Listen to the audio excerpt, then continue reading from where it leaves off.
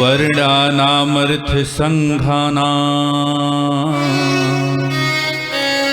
रसानां छन्दसामपि मंगलानां च कर्तारौ वन्दे वाणी विनायको वागर्धाविव सम्पृक्तौ वागर्धा प्रतिपत्तये जगतः पितरौ वन्दे पार्वती परमेश्वरौ लोकाभिरामं रणरङ्गधीरं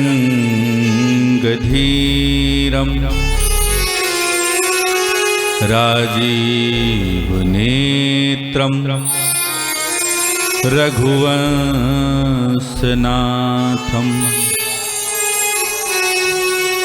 कारुण्यरूपं करुणाकरन्तं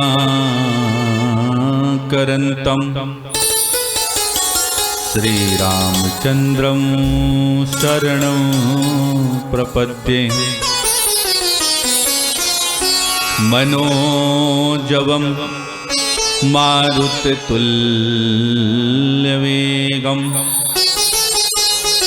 जितेन्द्रियं बुद्धिमतां वरिष्ठं वातात्मजं वानरयूथमुख्यं श्रीरामदूतं शरणं प्रपद्ये गुरुर्ब्रह्मा गुरुर्विष्णु गुरुर्देवो महेश्वरः गुरुर्साक्षात् परं ब्रह्म तस्मै श्री गुरुवे नमः।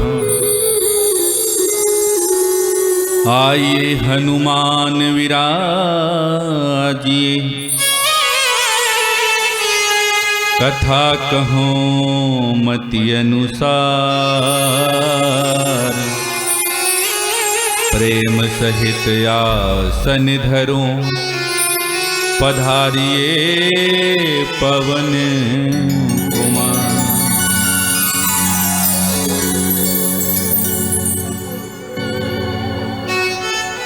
हमारी शक्ति की स्रोत परम्बा जगदम्बा आदिशक्ति जगत जननी भगवती, जिनकी कृपा कटाक्ष से ही आज कुछ भी कहने सुनने में सक्षम हूं, ऐसी महारानी अन्नपूर्णा के चरणों में बारंबार प्रणाम। पुण्य सलिला भागीरथी गंगा के पावन तट पर विराजमान प्रयागराज तीर्थ क्षेत्र के अधिष्ठाता देवता भगवान बेणी माधव के चरणों में बारंबार प्रणाम। गंगा यमुना और ज्ञान रूपी सरस्वती के रूप में प्रवाहित होने वाली त्रिवेणी मैया को बारंबार प्रणाम। बड़े हनुमान जी महाराज, जिनकी ख्याति दूर दूर तक है, ऐसे हनुमान जी कृपा करें हम पर, उन्हें भी कोटिशाह नमन वंदन। एक महीने के लिए प्रयागराज की महिमा को बढ़ाने वाले पूज्य संतों, जगत गुरुओं और सभी साधुओं, जो भी कल्पवासी आए हैं, सबके चरणों में मेरा कोटिशाह वंदन नमन। और वाणी की देवी सरस्वती से भी प्रार्थना, मैया रानी, हम बालक हैं, लाज रखना आपका काम है। आपके भी चरणों में सर्वप्रथम मेरा बारंबार विनम्र निवेदन। आइए भगवान के 2 अक्षर नाम से आज के इस चर्चा को, पावन भगवान की कथा का श्रवण करेंगे हम लोग। आइए 2 मिनट हरि का नाम, और उसके बाद आज का जो प्रसंग चलेगा वो हम लोग, जहां तक हरि की इच्छा होगी वहां तक हम लोग कथा क्रम को आगे लेके जाएंगे। आते जाते यूं ही गुनगुनाया करो, आते जाते हुए गुनगुनाया करो, राम बोला करो, राम गाया करो। आते हुए गुनगुनाया करो, आते जाते हुए गुनगुनाया करो, राम बोला करो, राम गाया करो, राम बोला करो, राम गाया करो, राम बोला करो, राम गाया करो, राम बोला करो, राम गाया करो।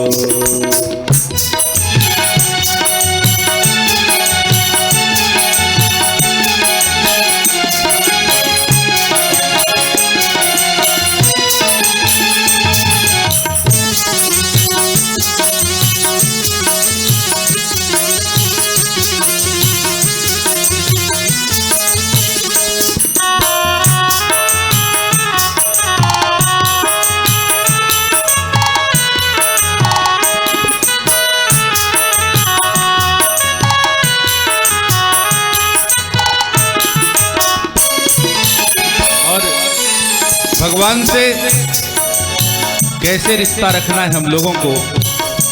रिश्ता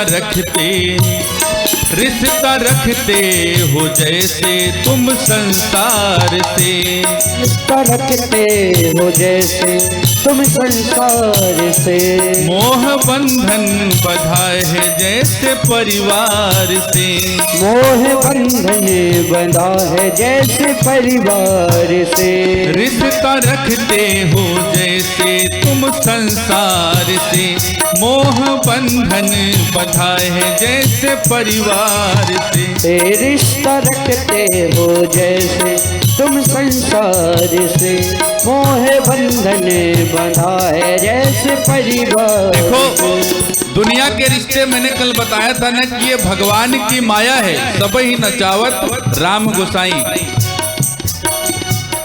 असली रिश्ता किससे लगाना है? थोड़ा उससे भी रिश्ता लगाया करो, थोड़ा उससे भी रिश्ता लगाया करो, राम बोला करो, राम गाया करो, राम बोला करो, राम गाया करो।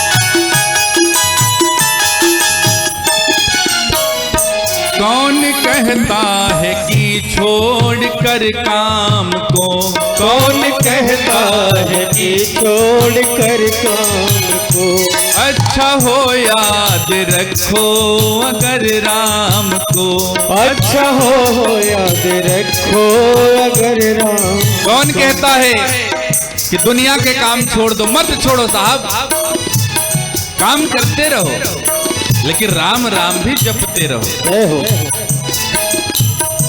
कौन कहता है कि छोड़ दो काम को, कौन कहता है कि छोड़ दो काम को, अच्छा हो याद रखो अगर राम को, अच्छा हो याद रखो अगर राम को। और सुख दुख में न उनको भुलाया कर। देखो क्या है, दुख में सुमिरन सब करे और सुख में करे न कोई। जहां विपत्ति पड़ी हे भगवान टाल देता है, और जहां सुख मिल जाता है ना वहां भगवान खो जाते हैं। लेकिन अभी आज हम सहज भाव की चर्चा करेंगे हमेशा सहज रहिए, विपत्ति आ जाए घबराइए नहीं, और संपत्ति मिल जाए बहुत उतावले मत होइए, हमेशा सहज रहिए। सुख दुख में कभी ना भुलाया करो, सुख दुख में कभी ना भुलाया करो, राम बोला करो, राम गाया करो, राम बोला करो, राम गाया करो, आते जाते यूं ही गुनगुनाया करो, आते जाते यूं ही गुनगुनाया करो, राम बोला करो, राम गाया करो, राम बोला करो, राम गाया करो, राम बोला करो, राम गाया करो, राम बोला करो, राम गाया करो, राम बोला करो, राम गाया करो। बोलिए सियावर रामचंद्र की, हनुमान जी महाराज की। कल के दिवस में हम लोगों ने जो भी समय यहाँ व्यतीत किया वो मंगलाचरण तक था, लेकिन मंगलाचरण भी पूरा नहीं हो पाया, क्योंकि हम कथा के प्रसंगों को तो लेके चल नहीं रहे। हमने पहले ही कहा था, हमने कल मानस जी में जो बाबा ने मंगलाचरण किया है, मैंने कल केवल उसकी चर्चा करी और बताया कि जो उसमें 7 श्लोक हैं, बाबा ने क्रम जो रखा उसमें 7 श्लोकों का क्रम इस तरह है, क्योंकि उन्होंने आराध्य राम का नाम पहले ना लेकर के बाद में लिया। इस पर कल हम लोगों ने प्रकाश डाला। देखिए, मंगलाचरण में एक सवाल, एक प्रश्न उठता है,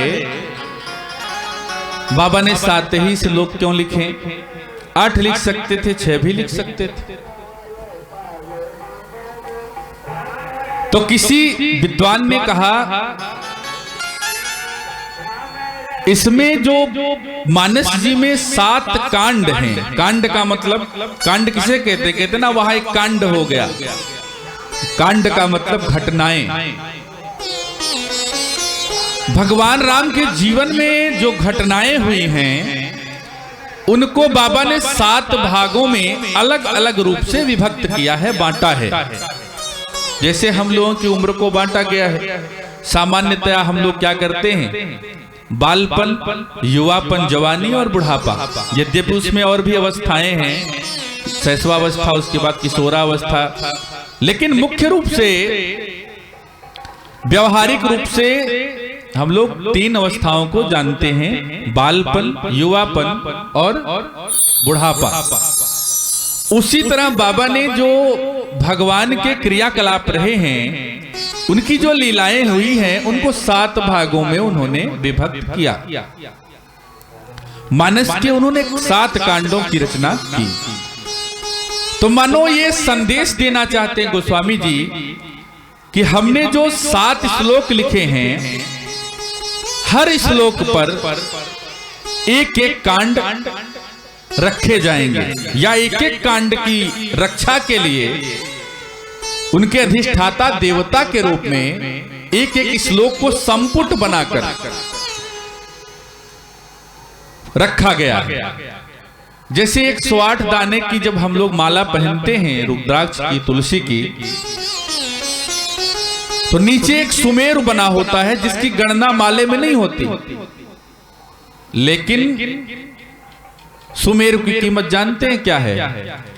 अगर वही एक सुमेरु ना हो तो वो माला पूरा नहीं होता।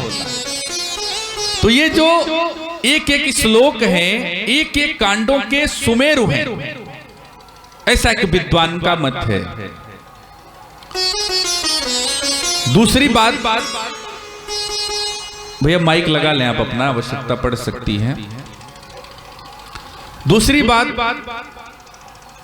सनातन धर्म में 7 का बहुत महत्व है। पुरियां कितनी हैं? सात हैं। द्वीप कितने हैं? सप्त द्वीपा वसुंधरा। द्वीप कितने हैं? सात हैं। मानो बाबा ने, कल मैंने कहा था ना, नाना पुराण निगमागम सम्मतम यद। यदि मानस जी में सभी पुराणों का, वेदों का, उपनिषदों का समावेश है, उनका ये मत है, तो जो बाबा की एक एक श्लोक है ना, वो एक एक पुरियों के द्योतक हैं, एक एक द्वीप के द्योतक हैं। किसी ने कहा और क्या बात है? उन्होंने कहा समुद्र कितने हैं? बोले 7। कहे बाबा ने समझो एक सागर को भर दिया। मानस जी में शुरू में ही 7 सागर आकर के समाहित हो जाते हैं।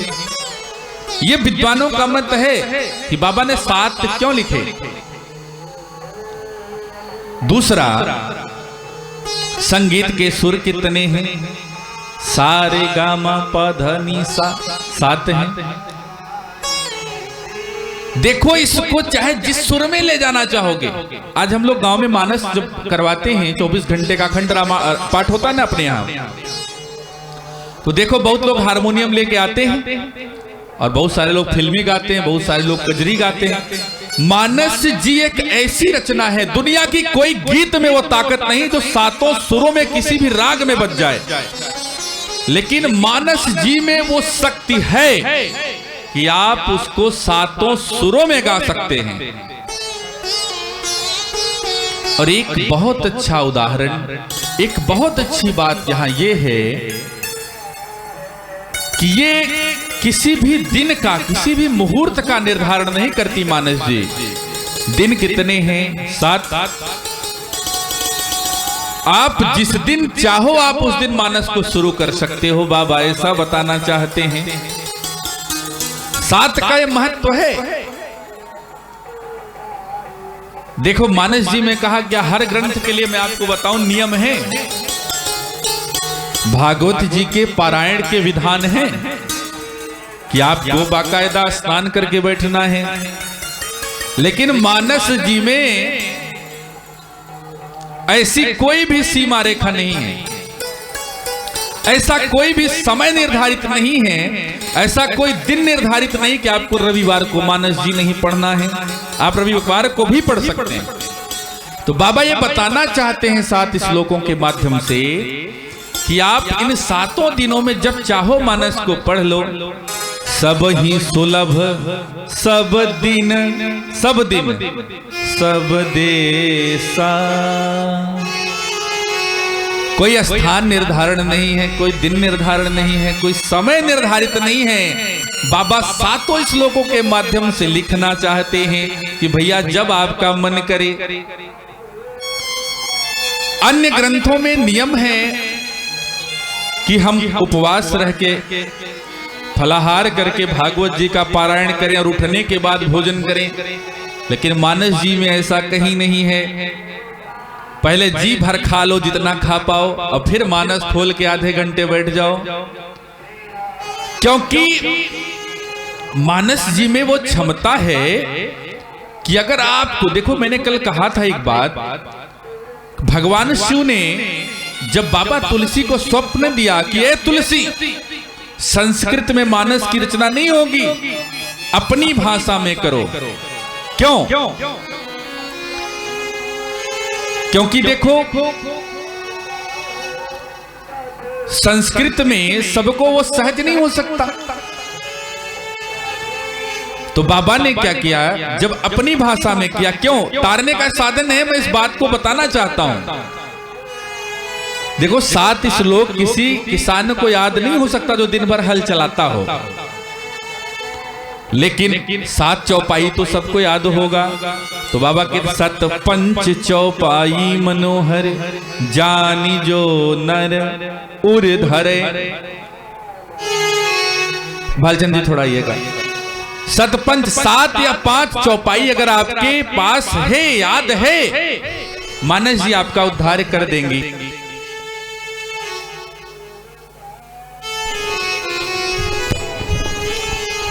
अगर मानस जी की रचना संस्कृत वाल्मीकि के 7 श्लोक किसी को याद नहीं होंगे, बहुत मुश्किल है ना।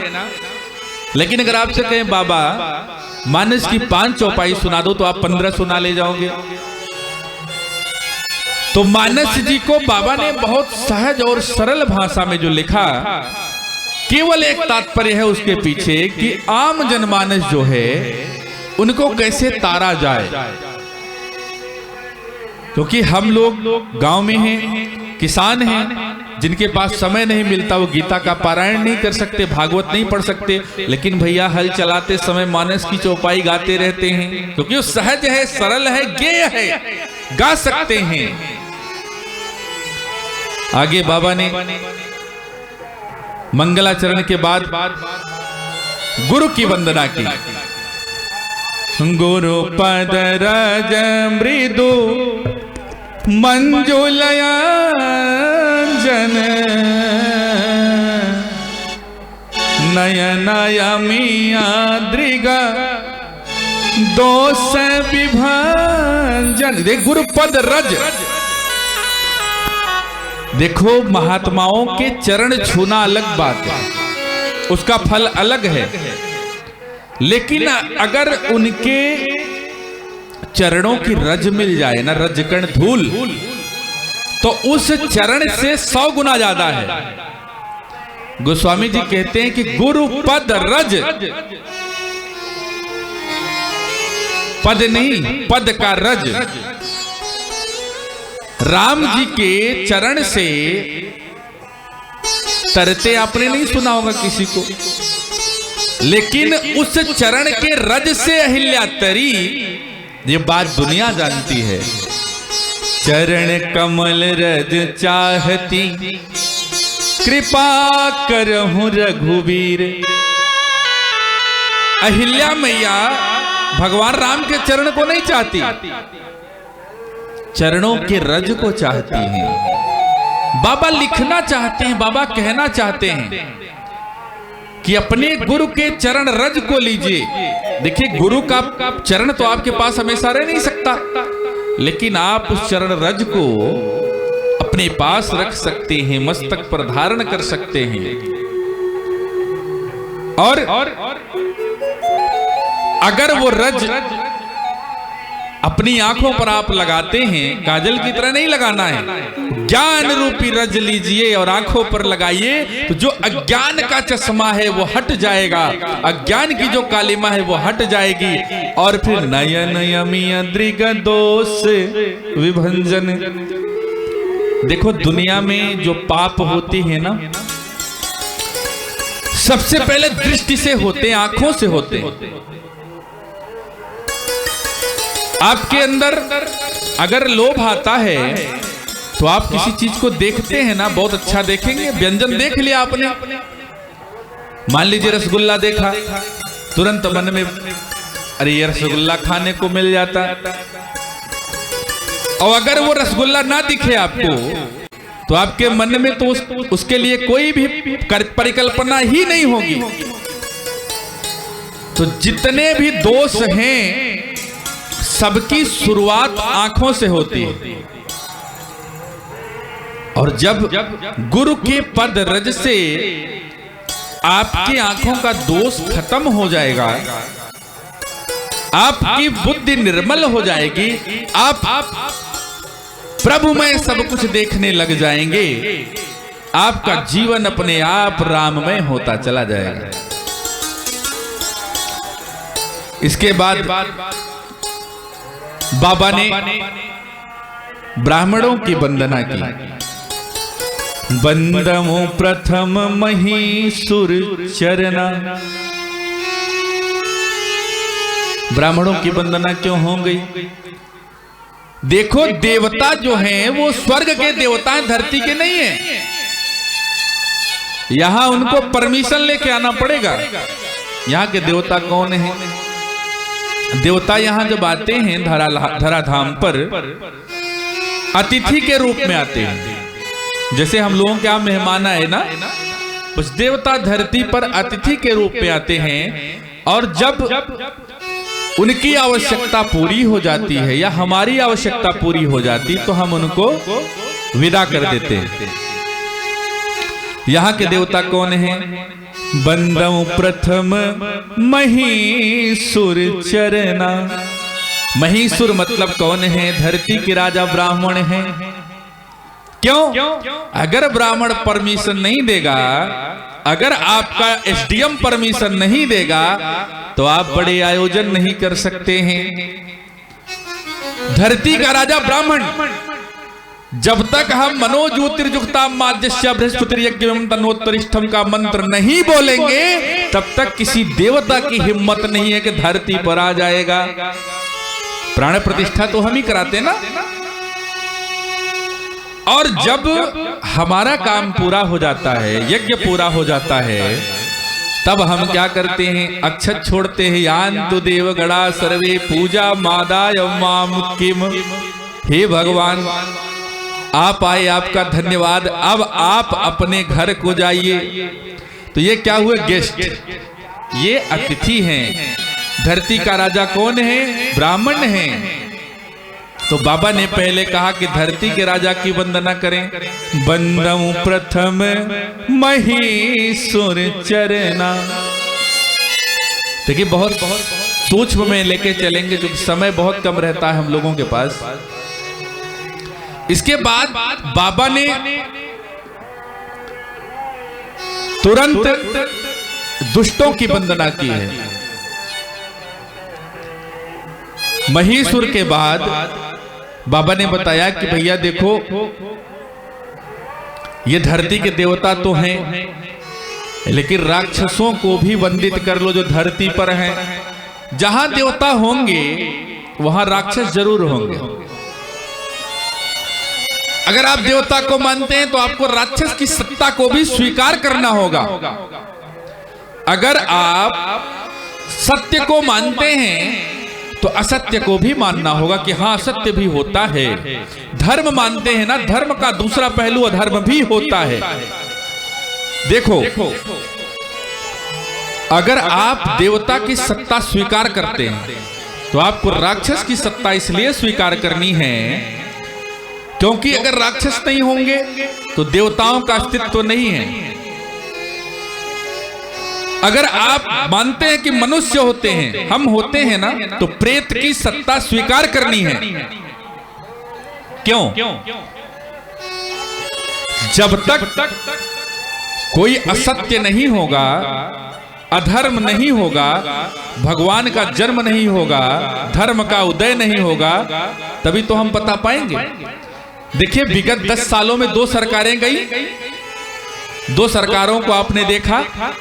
अब किसी ने अच्छा किया होगा, किसी ने बुरा किया होगा, लेकिन जब एक ही व्यक्ति राजा होगा तो आप दूसरे की क्षमता को कभी आकलन नहीं कर सकते।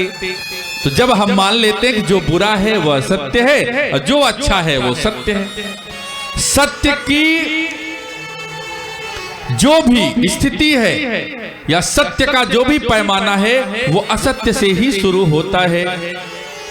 तो मेरे कहने का मतलब है कि जहां हम ब्राह्मणों की वंदना करेंगे, धरती के राजाओं की, तो धरती के राक्षसों की भी वंदना होनी चाहिए। बाबा ऐसा मानते हैं।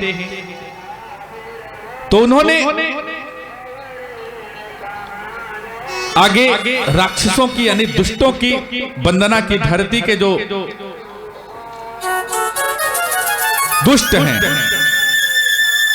सबने पूछा बाबा अपने खल लोगों की क्यों वंदना कर डाली। बाबा कहना चाहते हैं, देखो कल मानस जी में लिखने में बाबा ने इतनी सावधानी बरती है।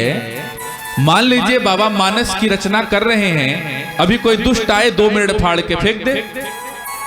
या जब काशी विश्वनाथ मंदिर में मानस जी की परीक्षा हुई, बाबा को लग रहा था कहीं कोई दुष्ट ऐसा आ जाए और मानस जी की प्रति फाड़ के फेंक दे।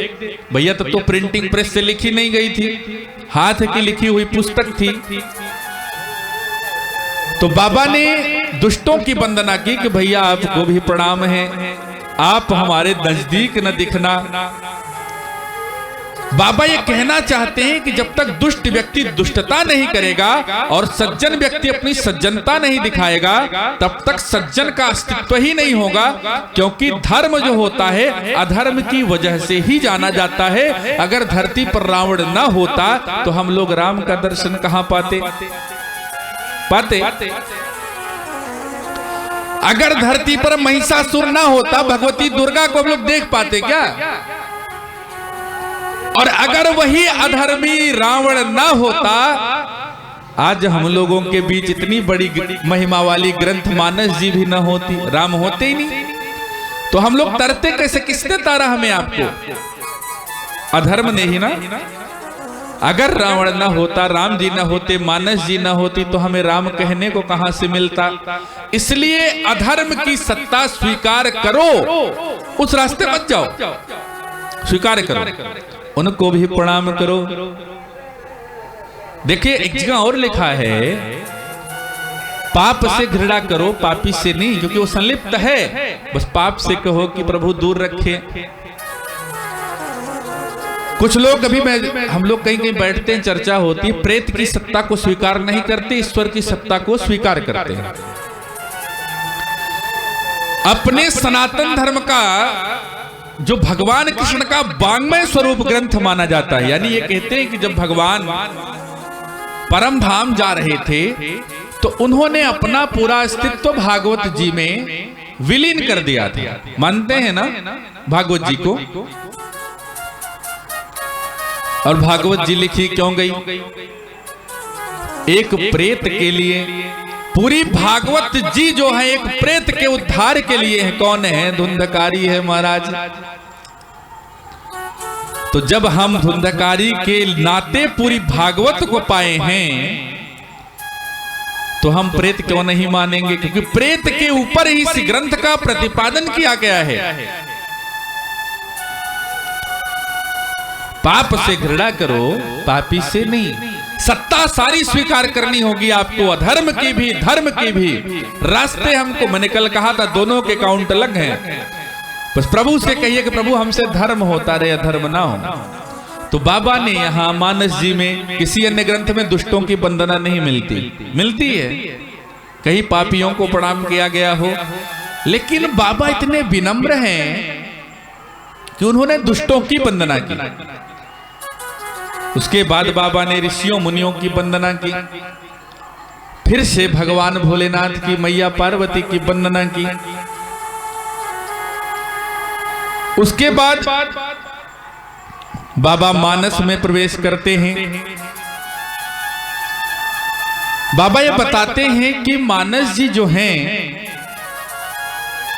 इनको रचने का क्या अभिप्राय है। देखो अंदर उन्होंने बहुत कुछ लिखा है। बाबा कहते हैं कि मैं तो मूढ़ हूं। मैंने कल बताया था ना कि भगवान शिव की प्रेरणा भी थी और साक्षात भगवान शिव की मर्जी से, जिसको कहते हैं उन्हीं की इच्छा से, उन्हीं के कारण, उन्हीं की वाणी से यह ग्रंथ लिखा गया। क्यों? तुलसीदास जी ने पुराणों का अध्ययन नहीं किया था। तो तुलसीदास जी कहे, मैं मतिमंद तुलसीदास हूं। जो मतिमंद है वो इतने पुराणों का सम्मत करके इतना बड़ा ग्रंथ कैसे लिख सकता है? बाबा बार बार कहते हैं कि ये ग्रंथ मेरा नहीं है, ये भगवान शिव का है। लेकिन लिखा किस लिए है मैंने? स्वांत है सुखाय तुलसी रघुनाथ गाथा। उसके बाद बाबा ने ग्रंथ की महिमा बताई है। जिस दिन भगवान राम का अवतार हुआ था, नवमी तिथि मधुमास पुनीता, शुक्ल पक्ष अभिजित हरि प्रीता। भगवान का बढ़िया जन्मोत्सव अयोध्या में मनाया जा रहा था। और गोस्वामी जी उस समय अयोध्या में ही थे। उन्होंने भगवान के जन्म के समय ही इस ग्रंथ की शुरुआत करी और 2 साल कुछ महीने कुछ दिन में बाबा ने इस ग्रंथ को पूरा किया। ऐसा उन्होंने बताया कि हम अयोध्या में बढ़िया बंधनवार लगाए गए हैं, राम जन्म का महोत्सव मनाया जा रहा है और इधर तुलसीदास रामचरितमानस की नींव डाल रहा है। बाबा ने बताया उसके बाद बाबा ने कहा कि ये मानस जी जो हैं ये एक सरोवर के समान है। सरोवर क्या होता है?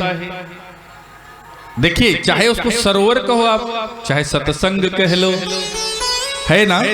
यही सर आवत अति कठिनाई, सर है ना, सर क्या है? यही मानस जी हैं। और चाहे वो सत्संग का सरोवर हो, चाहे मानस जी का सरोवर हो, ये सरोवर है। किसी ने कहा बाबा सरोवर के तो घाट होते हैं, इसके कितने घाट हैं? बाबा ने कहा इसके 4 घाट हैं। एक घाट पर भगवान भोलेनाथ मैया पार्वती को कैलाश पर श्री राम कथा श्रवण करा रहे हैं। ये ज्ञान का घाट है। मानस जी में जितनी ज्ञान की बातें होंगी वो भगवान शिव ने मैया पार्वती से कही है। दूसरे घाट पर कागभुसुंडी जी बैठे हैं और गरुण जी को मानस की कथा सुना रहे हैं, राम जी की चर्चा कर रहे हैं। तीसरे घाट पर याज्ञवल्क जी महाराज, जहां हम लोग बैठे हैं, इसी प्रयागराज की धरती से भरद्वाज जी मुनि को सुना रहे हैं। ये कर्म घाट है। जीवन में कर्म संबंधी जितनी बातें हैं, मानस जी में याज्ञवल्क जी ने भरद्वाज जी को बताई। इसमें कई लोगों के अनेक मत हैं, लेकिन सत्य वस्तुतः यही है। कर्म से संबंधित याज्ञवल्क जी ने ही सारी बातें बताई। चौथा जो घाट है गोस्वामी जी मानते हैं अपना, वो कहते हैं हमारा तो भैया पंचायती घाट है। पंचायती में क्या होता है? भारी भीड़ होती है। तो गोस्वामी जी हम सबको सुना रहे हैं आज इस मानस के माध्यम से। 80 घाट पर उन्होंने सुनाया गंगा मैया को। अब बहुधा ऐसा आया है, गोस्वामी जी के साथ चलने वाले लोगों ने गोस्वामी जी से सुनी है, तो वो पंचायती घाट है। गोस्वामी जी जीवन में जो अपने पंचायत होती है, उलझने होती हैं, उसकी चर्चा अपने घाट पर करते हैं। मानस के ये 4 घाट बताए गए हैं। इस सरोवर के जो मानस का सरोवर है, इसके 4 घाट। और आगे बाबा इसकी महिमा ग्रंथ की कहते हैं कि यह ग्रंथ नाना पुराण निगमागम सम्मतम यद, मतलब सब ग्रंथों से उसकी सहमति से या उसका निचोड़ करके हमने एक सत्व तैयार किया है, जिसको मैं मानस जी में डाल रहा हूं। आप लोग ग्रहण करिए।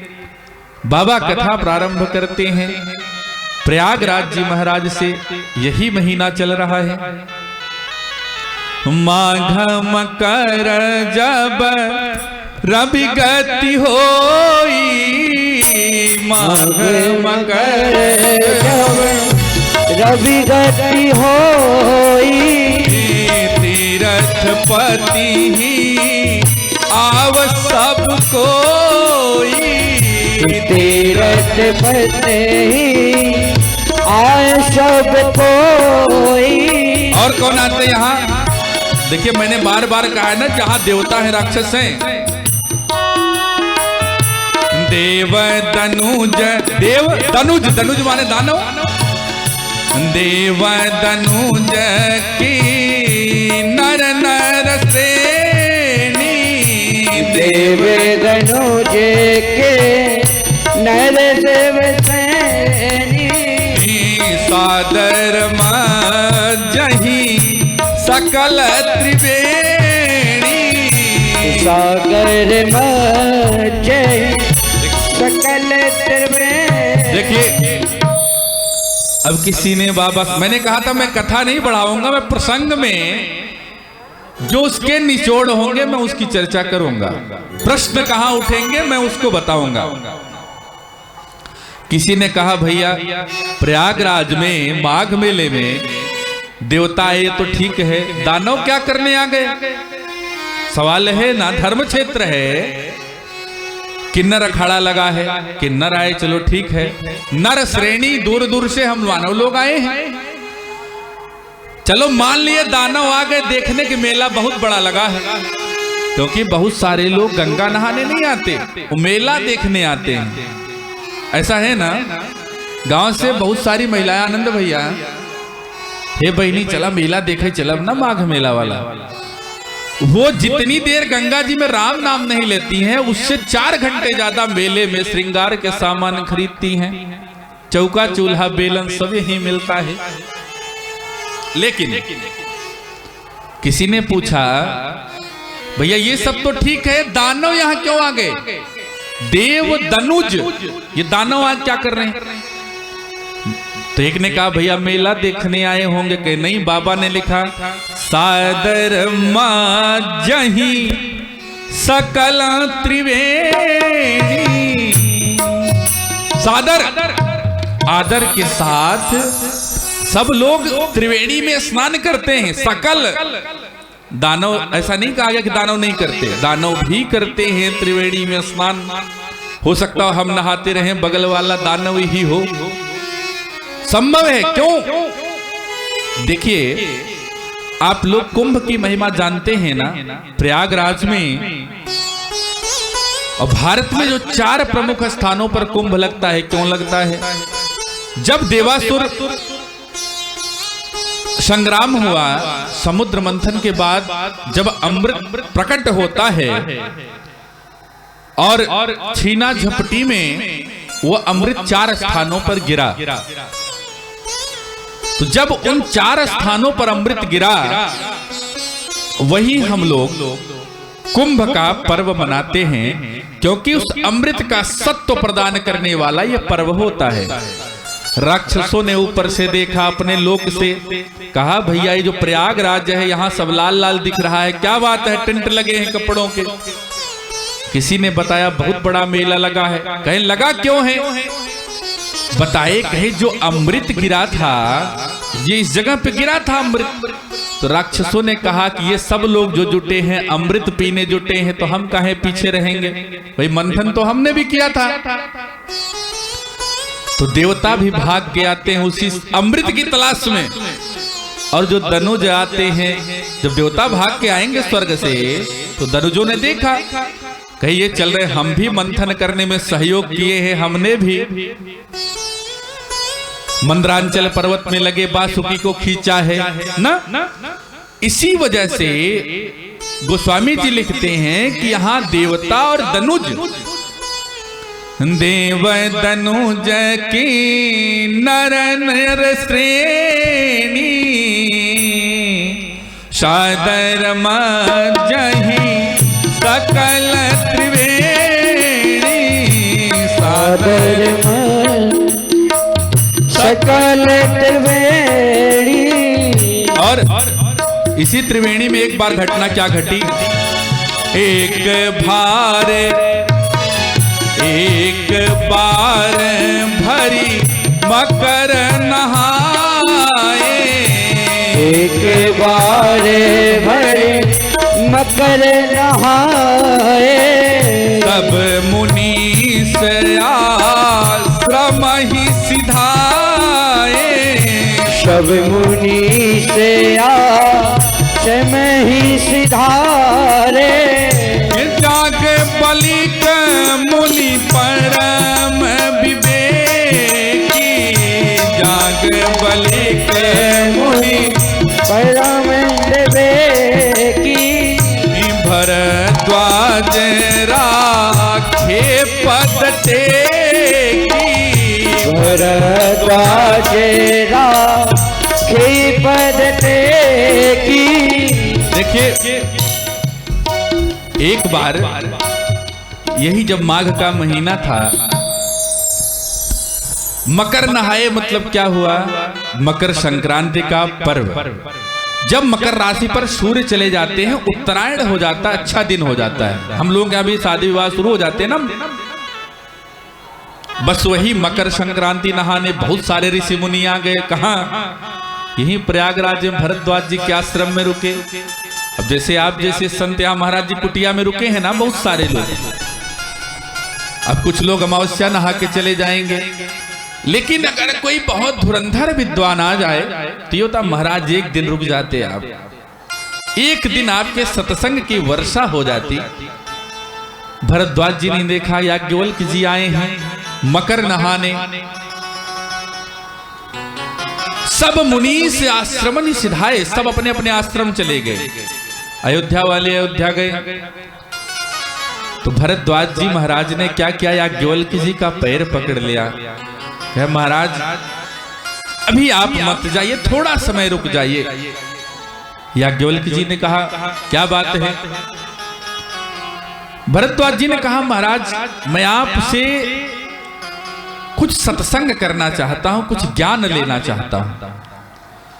अब ज्ञान की बात यह है, कुछ दिनों से मेरे मन में कुछ संशय चल रहा है। मैंने कहा था ना, जब तक गुरु नहीं होगा आपके मन का संशय दूर नहीं हो सकता। एकादशी कभी कभी 2 दिन पड़ती तो आप लोग गुरु जी को टेलीफोन करते हैं, गुरु जी कौन दिन एकादशी है ना? गुरु जी बताते हैं भैया सोमवार को है। वैसे ही जब आपके जीवन में कोई संशय हो या अपने सनातन धर्म में किसी भी कथा के प्रसंग को लेकर के कोई प्रश्न हो, आप अपने गुरु से उसका निराकरण जरूर कर लीजिए।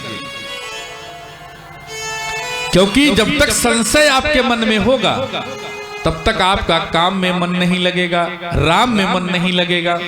संशय को जब संशय आए तब आप गुरु के पास जाइए, प्रणाम करिए और उनसे अपने संशय को निवेदित करिए। आज भरद्वाज जी के मन में यह संशय है कि जो हम लोग राम राम राम राम जपते हैं, ये राम है कौन? देखिए संशय सबके मन में है, इस बात को लेके है ना। नाना भांति राम अवतार,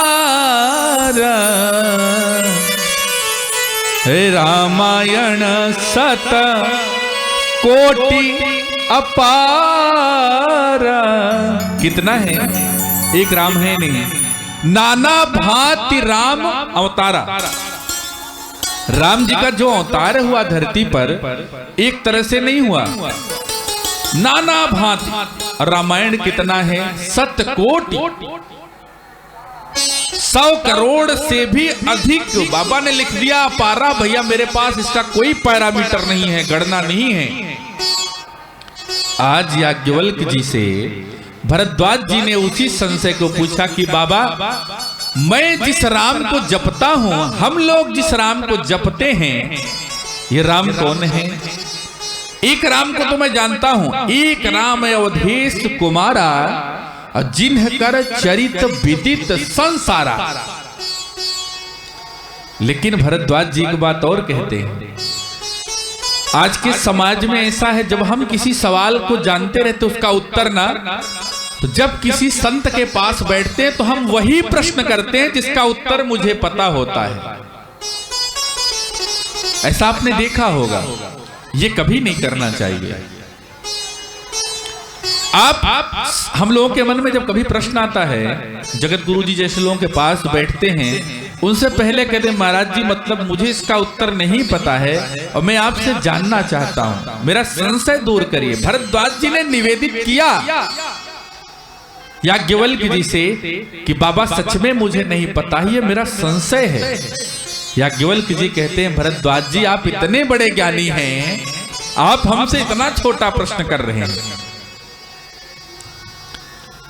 ऐसा हो ही नहीं सकता कि आपको ये पता ना हो। भरद्वाज जी ने कहा ऋषिवर मुझे कोई जानकारी नहीं है। तो याज्ञवल्क्य जी ने कहा चलिए अगर आपको जानकारी भी है, लेकिन अच्छी बात यह है कि आपकी सत्संग करने की इच्छा है। भाई हम लोग कहीं मिले और अनावश्यक ही सत्संग छेड़ दें, कोई कथा प्रसंग चल जाए, उससे अच्छा क्या है। याज्ञवल्क्य जी ने बताया कि वो राम जो हैं वो एक परम ब्रह्म की सत्ता है, अदृश्य है, निर्गुण है, निराकार है। दुनिया उसको परम ब्रह्म के रूप में जानती है। ब्रह्मा विष्णु महेश जो है ना, उसकी दीप्ति से जो एक ज्योति जल रही है उससे प्रकाशित होते हैं। लेकिन जब जब होई धर्म कई हानि, बाढ़हि असुर अधम अभिमानी, तब तब प्रभु धरि मनुज शरीरा, हर ही कृपा निधि सज्जन पीरा। ये जो राम है उसी परम ब्रह्म परमात्मा परम पिता का अवतार है। ये आप जो अवधेश कुमारा की चर्चा कर रहे हैं, ये वही राम है जो नाना भांति वाले राम हैं। यदा यदा ही धर्मस्य ग्लानिर्भवति भारत, अभ्युत्थानम धर्मस्य तदात्मानम। गीता में भगवान कहते हैं धर्म के अभ्युत्थान के लिए, धर्म को बढ़ाने के लिए, तदात्मानम, तब मैं अपने आप को सृजन में हम खुद बनाता हूं। भगवान की रचना कोई कर नहीं सकता। भगवान पैदा होता भी नहीं गर्भ से, हुआ कहीं। भय प्रगट कृपाला दीन दयाला, प्रकट हुए ना। हम लोग तो प्रकट नहीं होते, पैदा होते हैं। माता पुनि बोली सो मति डोली, तजहु तात यह रूपा। भगवान तो चतुर्भुज स्वरूप में आए थे साहब। ये परम ब्रह्म की सत्ता है जो मानव का शरीर धर के हम प्राणी मात्र के उद्धार के लिए आता है। याज्ञवल्क्य जी बताते हैं भरद्वाज जी, ये वही राम है जिस राम की आप चर्चा कर रहे हैं। भरद्वाज जी ने कहा महाराज जी मुझे उसी राम का गुणगान सुनना है। आप जिस राम का निरूपण कर रहे हैं, जिस राम के बारे में बता रहे हैं। याज्ञवल्क्य जी भरद्वाज जी महाराज से कहते हैं ऋषिवर, जैसी प्यास आज आपको लगी है सत्संग की, ऐसी ही सत्संग की प्यास एक बार भगवान भोलेनाथ को लगी। देखिए सत्संग की प्यास बहुत तगड़ी प्यास होती है। पानी का प्यास आप 1 घंटा प्यास रोक सकते हैं, लेकिन अगर मन में सत्संग उथल पुथल होता रहेगा ना, तो आप कहीं न कहीं कथा पांडाल में बैठ जाएंगे, मन ही नहीं लगेगा बिना सत्संग के। तो कहते हैं कि मैं आज जिस राम के बारे में आप पूछ रहे हैं, उस राम का जो चरित्र है, मैं आपको उस कथा को सुनाता हूं जिसको घट जोनी कुंभज ऋषि ने, अगस्त्य ऋषि ने भगवान भोलेनाथ को सुनाया। याज्ञवल्क्य जी कहते हैं मैं आज आपको वो कथा सुनाने जा रहा हूं जिसको अगस्त्य जी ने बाबा भोलेनाथ को सुनाया। याज्ञवल्क्य जी बोले, जब भरद्वाज जी ने कहा भोलेनाथ जी ने सुनी, अगस्त्य जी से कहा उन्होंने हाँ सुनी। कहे महाराज मुझे भी कृपा करके प्रसाद दीजिए। जो सत्संग वहां पर हुआ अगस्त्य जी के आश्रम में। याज्ञवल्क्य जी कहते हैं कि एक बार भोलेनाथ सती को साथ लेकर सत्संग की कामना से, भगवान राम का गुणगान सुनने की कामना से महर्षि अगस्त्य के आश्रम को चले। देखिए महिलाओं की प्रवृत्ति, मैंने आपको बताया ना, महिलाएं नहाने कम आती हैं गंगा जी और मेला देखने ज्यादा आती हैं। तो माता पार्वती, माता सती जब भोलेनाथ के साथ कैलाश से चली अगस्त्य ऋषि के आश्रम में, इधर उधर जंगल पहाड़ी झरने देख रही हैं। वाह, बहुत सुंदर झरना है भोलेनाथ। आज का समय होना तो महिलाएं उसी झरने के पास सेल्फी लेने लगे। सती का चरित्र यह है, उनका मन सत्संग की ओर नहीं है।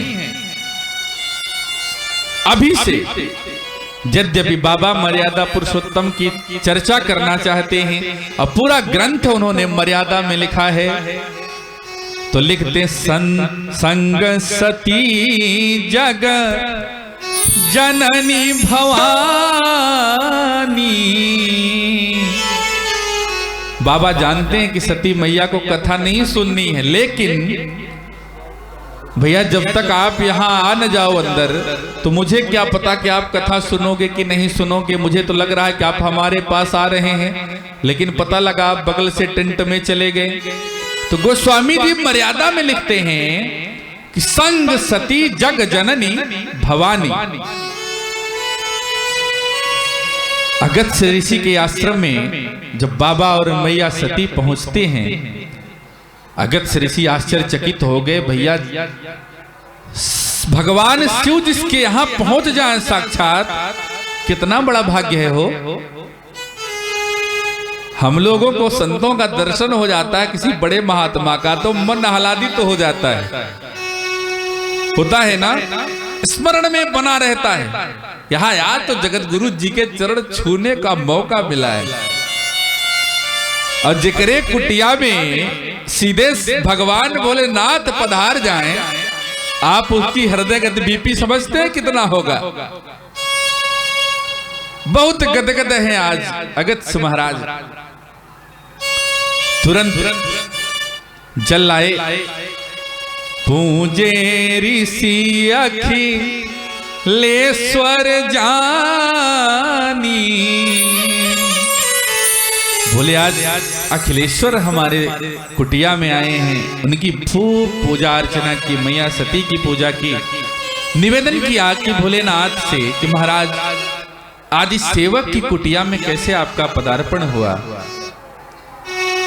भोलेनाथ ने कहा प्रभु आज मैं आपसे, देखिए भोलेनाथ जी की सहजता, मैंने कहा था ना कि सहज स्वभाव, भगवान जहां जहां सहज होंगे मैं आपको बताऊंगा। अगर आप जीवन में सहज रहोगे, विपत्ति में और सुख में अगर एक जैसा व्यवहार आपका है, तो आपका जीवन इतना आनंदमय हो जाएगा जिसकी आप कल्पना नहीं कर सकते।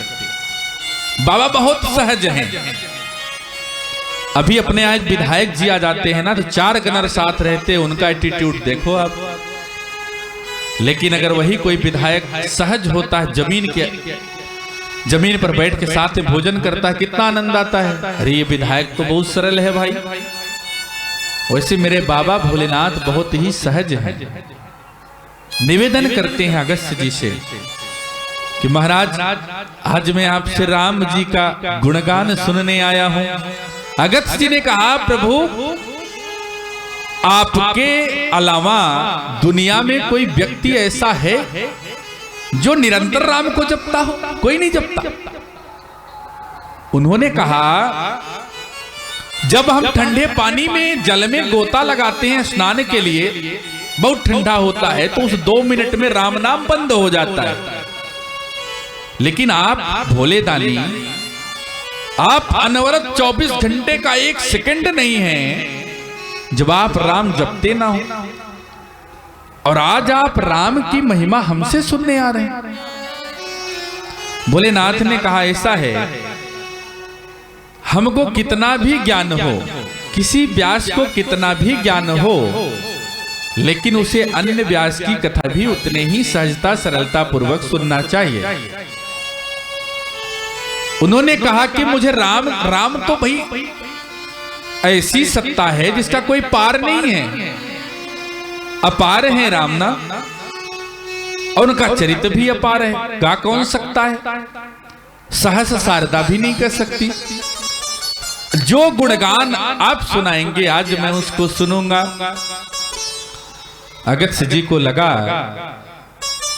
कि आज बाबा राम की कथा सुनने आए हैं।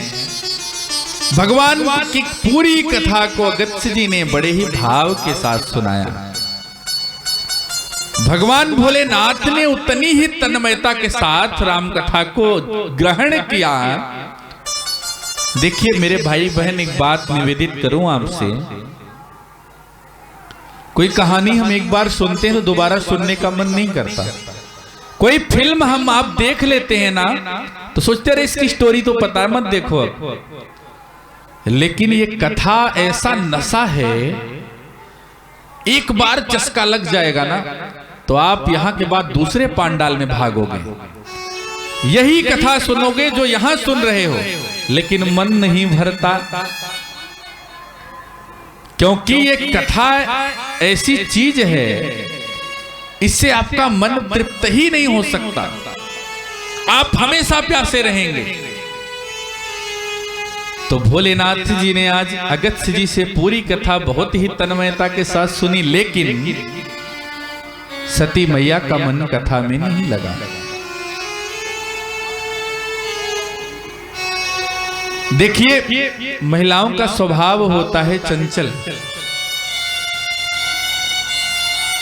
जब सती मैया ने कथा नहीं सुनी तो गोस्वामी तुलसीदास जी को अच्छा नहीं लगा। उन्होंने लिखा, दक्ष सुता। क्यों लिख दिया? कहा ये भगवान की भार्या, भगवान की भोलेनाथ की पत्नी तभी तक थी। भाई एक पति अगर राम को माने, सात्विक हो, कथा सुने, और एक पत्नी हो उसकी सात्विक ना हो, भगवान की सत्ता को ना माने, उसकी पत्नी कहलाने योग्य है क्या? पत्नी वही है जो पति के कदमों का, पति के चरण चिन्हों का अनुसरण करे। लेकिन सती मैया के साथ यहां बात उल्टी है। पूरी कथा सुन ली बाबा ने, सती मैया का मन नहीं लगा। फिर कैलाश के लिए बाबा चलते हैं। उसी समय धरती लोक में, देखिए बाबा के मन में एक बात है कि जिस राम की कथा सुनी है, काश एक बार दर्शन हो जाता, कितना आनंद आता। ऐसा आप लोगों के मन में भी होता होगा कि हे भगवान, जिसकी कथा इतनी सुंदर है, अगर उनका एक बार दर्शन हो जाए कितना सुंदर होगा जीवन में ना। बाबा कथा सुनने के बाद आह्लादित हो जाते हैं और मन मन भगवान को मनाते हैं कि राघव सरकार दर्शन दे दीजिए। उसी समय धरती लोक पर एक घटना घटित होती है। त्रेता युग का समय रहता है, भगवान श्री राम का जन्म हो चुका है, भगवान अपनी लीलाओं में हैं, मां जानकी का हरण हो चुका है और भगवान राम जानकी के विरह में, हे खग मृग हे मधुकर श्रेणी, तुम देखी सीता मृग नैनी। पागलों की तरह जगह जगह मैया को ढूंढ रहे हैं। और उसी समय भगवान भोलेनाथ सती को कैलाश की तरफ लेके जा रहे हैं कथा सुनने के बाद, और मन मन प्रार्थना करते हैं कि अगर राघव सरकार आपका दर्शन हो जाए तो आनंद आ जाए। देखिए जब सच्चे दिल से आप पुकारेंगे ना,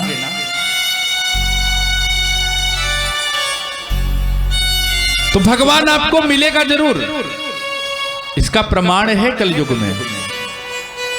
अगर आप, मैंने कहा था ना, श्रद्धा विश्वास रूपिण, दोनों को साथ लेके चलो। मन में श्रद्धा रखो कि हाँ प्रभु मैं आपको प्रेम करता हूं, लेकिन यह विश्वास रखो कि मेरा राम मेरे हृदय में है। मैं गलत कर रहा हूं, मेरा राम देख रहा है। अगर ये दोनों चीजें आपकी मजबूत हैं, आपके जीवन में श्रद्धा और विश्वास है, राम मिलेंगे आपको। कैसे? आज बाबा के मन में यह विश्वास है, यह श्रद्धा है कि बाबा आपके दर्शन हो जाए, भगवान रामचंद्र जी आपके दर्शन हो जाए। हुआ क्या? एक बार की घटना, गोस्वामी तुलसीदास जी जब इस ग्रंथ को पूर्ण कर लिए थे, क्योंकि उन्होंने पहले ही जीवन में श्रद्धा विश्वास को रख लिया था, वो भी भोलेनाथ की तरह ही चाहते थे कि मुझे भी राम जी के दर्शन हो। आपको भी हो सकता है, इसलिए मैं बता रहा हूं कैसे हो सकता है। गोस्वामी जी ने एक बार कल्पना की कि मुझे भी मेरे राम जी जो आराध्य हैं, जिनका मैंने इतना बड़ा ग्रंथ लिखा है, उनका दर्शन हो जाए। तो एक हनुमान जी का बहुत बढ़िया मंदिर है बांदा क्षेत्र में, तो राजापुर से वो नित्य वहां जाते। बांदी के हनुमान जी ऐसा कहा जाता है उन्हें, या नांदी के हनुमान जी ऐसा, राजापुर से वो नित्य जाते थे। एक दिन बाबा का क्रम टूटा और उन्होंने यमुना जी के किनारे एक पीपल पर ही वो जल जो वहां चढ़ाते थे, जो फूलमाला वहां चढ़ाते थे, टूटा क्या, बुखार बहुत तेज हो गया गोस्वामी जी को, वो वहां नहीं पहुंच पाए, क्रम टूट गया। पीपल का पेड़ था राजापुर में, अभी भी वो है स्थान, अभी हम लोग गए थे राजापुर, वहां उन्होंने जल अर्पित कर दिया। कहा हनुमान जी आज नहीं पहुंच पा रहा हूं, आज यहीं से मेरा जल स्वीकार करिए। और भैया उस पीपल के वृक्ष पर एक प्रेत रहता था। प्रेत को लगा भैया मेरा पुजारी कौन आ गया, ये पीपल के पेड़ से उतराए, बाबा किसे जल दे रहे हो? कहें आपको ही दे रहे हैं। अब बाबा को ये लगा कि ये पेड़ से उतरा है, हो सकता हनुमान जी वेश बदल के आ गए हों। प्रेत बहुत प्रसन्न हुआ, कहा वाह हमारा भी भक्त, मुझे भी जल मिला। कहा मांगो, क्या मांगते हो? तुलसीदास कहा मुझे राम के दर्शन करा दीजिए। प्रेत तो दिमाग उसका बेचारे का बहुत उलझन में आ गया कि राम का दर्शन कर लेता तो मैं प्रेत कहां से होता। जिसके जीवन में राम हो प्रेत हो सकता है क्या? लेकिन वो अपने वचन में बंध चुका था। उसने कहा मैं आपको बताता हूं, यहां पर हनुमान जी हैं, आप उनकी शरण में जाओ। चित्रकूट का दर्शन उन्होंने बताया कि आप चित्रकूट जाओ, यहां पर आपकी हनुमान जी से मुलाकात होगी, वो आपको राम का दर्शन करा सकते हैं। उन्होंने कहा हनुमान जी से कैसे मुलाकात होगी? कहा वो विप्र रूप में आएंगे।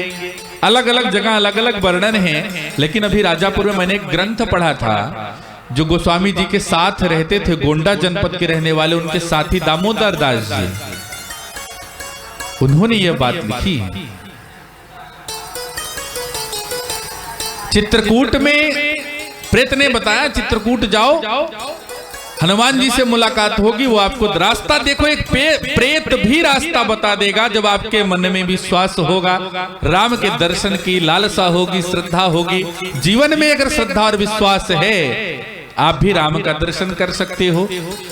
फिर घटना आती है, गोस्वामी तुलसीदास जी हनुमान जी से मिलते हैं और वही हनुमान जी भगवान श्री राम से मिलवाते हैं। चित्रकूट के घाट पर भई संतन की भीड़, तुलसीदास चंदन घिसे तिलक देते रघुबीर। पहली बार गोस्वामी जी मौका चूक गए, रघुबीर आए तिलक दे के चले गए। दोबारा तोते के रूप में जब इस दोहे को हनुमान जी ने पढ़ा, बस गोस्वामी जी ने दौड़ के चरण पकड़ लिया और उनको भगवान के दर्शन हो गए। आज वही श्रद्धा, वही विश्वास भोलेनाथ जी के मन में है कि बाबा आपके दर्शन हो जाएं। मेरे माई बाप, जिस दिन आपका ये विश्वास मजबूत अडिग हो जाएगा, आप इसी एक महीने में प्रयागराज में राम जी के दर्शन करके जाओगे, ये मेरा विश्वास है। देखो मैंने इस बात को अपने जीवन में महसूस किया। मेरी उम्र बहुत कम है, लेकिन मैं जब बहुत संकट में होता हूं तो मेरी कुल देवी मैया अन्नपूर्णा है, और मेरे यहां मैं जहां पूजा करता हूं बहुत बड़ी तस्वीर मैंने लगा रखी है। और अगर माँ से मैंने बात कह दी कि मैया मुझे ये बहुत बड़ा दुख है, अपार है, जिस तकलीफ को मैं अपने माँ बाप से, भाई बहन से शेयर नहीं कर पाता, नहीं बांट पाता, उस दुख को मैं अपनी माँ से बांटता हूँ, अन्नपूर्णा जी से। और आपको अपना विश्वास बताऊं, आज इस व्यासपीठ से 24 घंटे नहीं बीतते मेरे काम हो जाते हैं। सच में बता रहा हूं, अगर जिस दिन आपका विश्वास मजबूत होगा, आज मुझे अपनी आराध्या मां अन्नपूर्णा पर इतना विश्वास है कि मेरे जीवन की जो नाव है ना, सिर्फ उसी से चलती है। आज भोलेनाथ के मन में ये विश्वास है कि मुझे राम जी के दर्शन हो जाए, ये श्रद्धा है। तुरंत राम जी भले उस अवस्था में, हे खगमृग हे मधुकर श्रेणी, तुम देखी सीता मृग नैनी। आकाश मार्ग से भगवान भोलेनाथ गुजर रहे हैं और नीचे देखा, विह्वल हो गए हो, आह्लादित हो गए कि आज मैं जिसकी कल्पना कर रहा हूं साक्षात ब्रह्म देखो क्या लीला कर रहा है।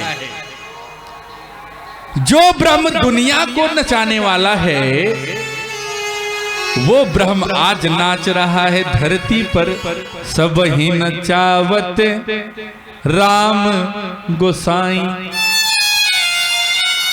कितनी बड़ी लीला कर रहा है लीला पुरुषोत्तम। भगवान भोलेनाथ हंसते हैं और कहते जय सच्चिदानंद परधामा। भगवान ने उनको सच्चिदानंद परधाम कहा।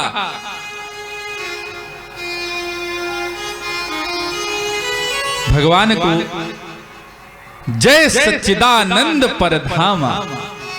भगवान भोलेनाथ प्रणाम करते हैं। मैया पार्वती जी भोलेनाथ का चेहरा देख रहे, क्षमा करें, मैया सती भोलेनाथ का चेहरा देख रही हैं। किसको प्रणाम कर रहे हैं? जय सच्चिदानंद जग पावन, ऐसे कही चले हूं मनोज न सावन। सती मैया ने पूछा, भोलेनाथ किसको प्रणाम कर रहे हैं? कौन सच्चिदानंद है? हम तो किसी को नहीं देख रहे हैं। भोलेनाथ ने कहा, देवी ये नीचे देखो, जिनके कंधे पर ये धनुष और बाण है ना, जिनके आंखों से आंसुओं की धारा कल कल कल कल करके गंगा जी की तरह प्रवाहित हो रही हैं, ये कोई मानव साधारण नहीं है, ये सच्चिदानंद है। सच्चिदानंद कौन है? सत, चित और आनंद। भगवान कैसे हैं? हर देवता के गुण होते हैं। हम लोग कहते हैं ना, सतो गुण, रजो गुण और तमो गुण। भगवान राम में कौन गुण है? मर्यादा पुरुषोत्तम क्यों है? सतो गुण वाले हैं ये। सत्य, चित्त, ये सत्य भी हैं और इनका चित्त भी सत्य ही है। भगवान राम ने कभी असत्य नहीं किया। और क्या है? आनंद है। जब वशिष्ठ जी महाराज नामकरण कर रहे थे, तभी कह रहे थे कि जो आनंद का धाम होगा, जो आनंद सिंधु सुख राशि। भगवान कैसे हैं? हम लोग क्या होता, 2-4 घंटे का आनंद मिल गया, उसके बाद क्या है? आनंद खत्म। भगवान कैसे हैं? आनंद के और सुख के राशि हैं। किसी ने पूछा कितनी बड़ी राशि है? राशि का मतलब एक टीला समझ लो आप, एक संग्रह समझ लो आप। कितनी बड़ी राशि है भाई? कोई गणना तो होगी। तो गोस्वामी जी ने तुरंत स्पष्ट कर दिया, सी करते त्रैलोक सुपासी। कहा भैया ये जो तीनों लोक हैं ना, सीकर जैसे सागर में एक बिंदु निकाल लो, हम लोग दुनिया का जो आनंद देख रहे हैं ना, जो सुख देख रहे हैं ना, वो सागर की एक बूंद है। सागर कौन है? भगवान है। तो आज भोलेनाथ कहते हैं, जय सच्चिदानंद जग पावन, अस कही चले मनोज न सावन। मैया सती कहती है, बाबा एक मानव जो रो रहा है, उस बेचारे की पत्नी खो गई है, जो व्यक्ति अपने पत्नी का पता नहीं लगा पा रहा है, आप उसको सच्चिदानंद कह रहे हैं, जग पावन कह रहे हैं। बाबा मुस्कुराए, हे सती, भगवान ने ये मानव मात्र के उद्धार के लिए, जीव मात्र के कल्याण के लिए धरती पर अवतार लिया है। ये वही नारायण हैं जिनका दिन रात हम राम राम राम राम राम राम रटते हैं। ये वही राम हैं जो सहज ऋषि मुनियों की समाधि में नहीं आ पाते। ये वही राम हैं जिनकी कथा अभी अभी हमने अगस्त्य ऋषि से सुनी है। अब जब सती मैया कथा सुनी हो तब न पता हो कौन सी कथा सुनी, कथा में तो मन लगा नहीं था। अब अंदर उथल पुथल मंथन चल रहा है, बात पच नहीं रही है। बाबा सोच लिए, कहा कि आज सती के मन में संशय है। बाबा ने कहा, देखो सती, इन पर भगवान पर तो संशय करना ही नहीं चाहिए, क्योंकि मानव संशय के योग्य है, लेकिन परमात्मा कभी संशय के योग्य नहीं होता। लेकिन सती के मन में उथल पुथल चल रहा है, अरे परमात्मा है तो अपनी पत्नी तुरंत खोज ले कहां गई, और कैसे मानव हैं।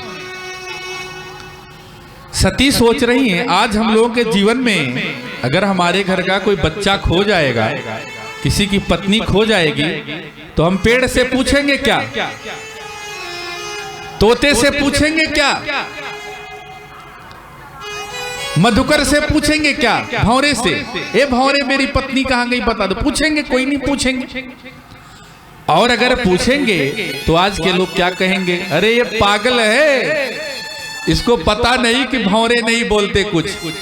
सती के मन में संशय हो गया कि ये मानव भी है और पागल सा लग रहा है, क्योंकि ये तो पेड़ पौधे से पूछ रहा है, लता पत्तों से पूछ रहा है कि तुम देखी सीता मृग नैनी।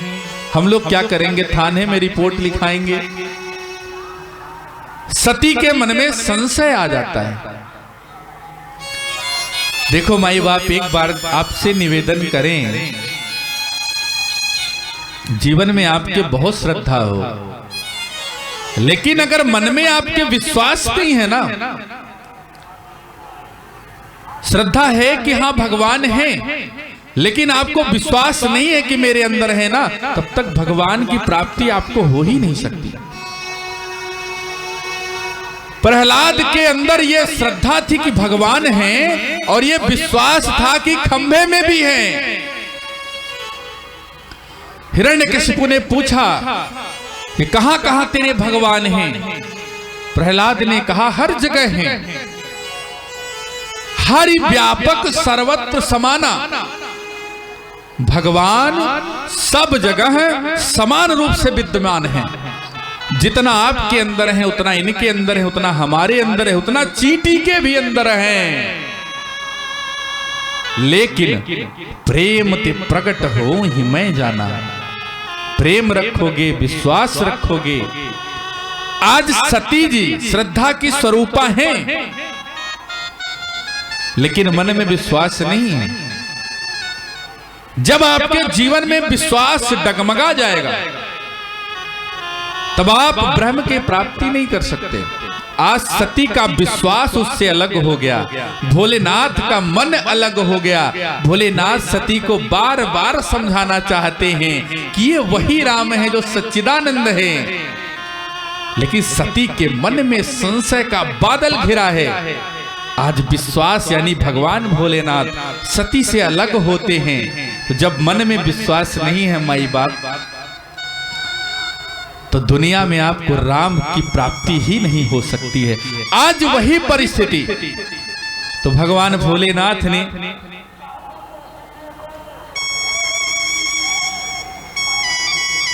सती मैया से कहा, जब तुम्हारे मन अति संदेह, केवल संदेह नहीं है, अति लगा है। मैंने क्या बताया था,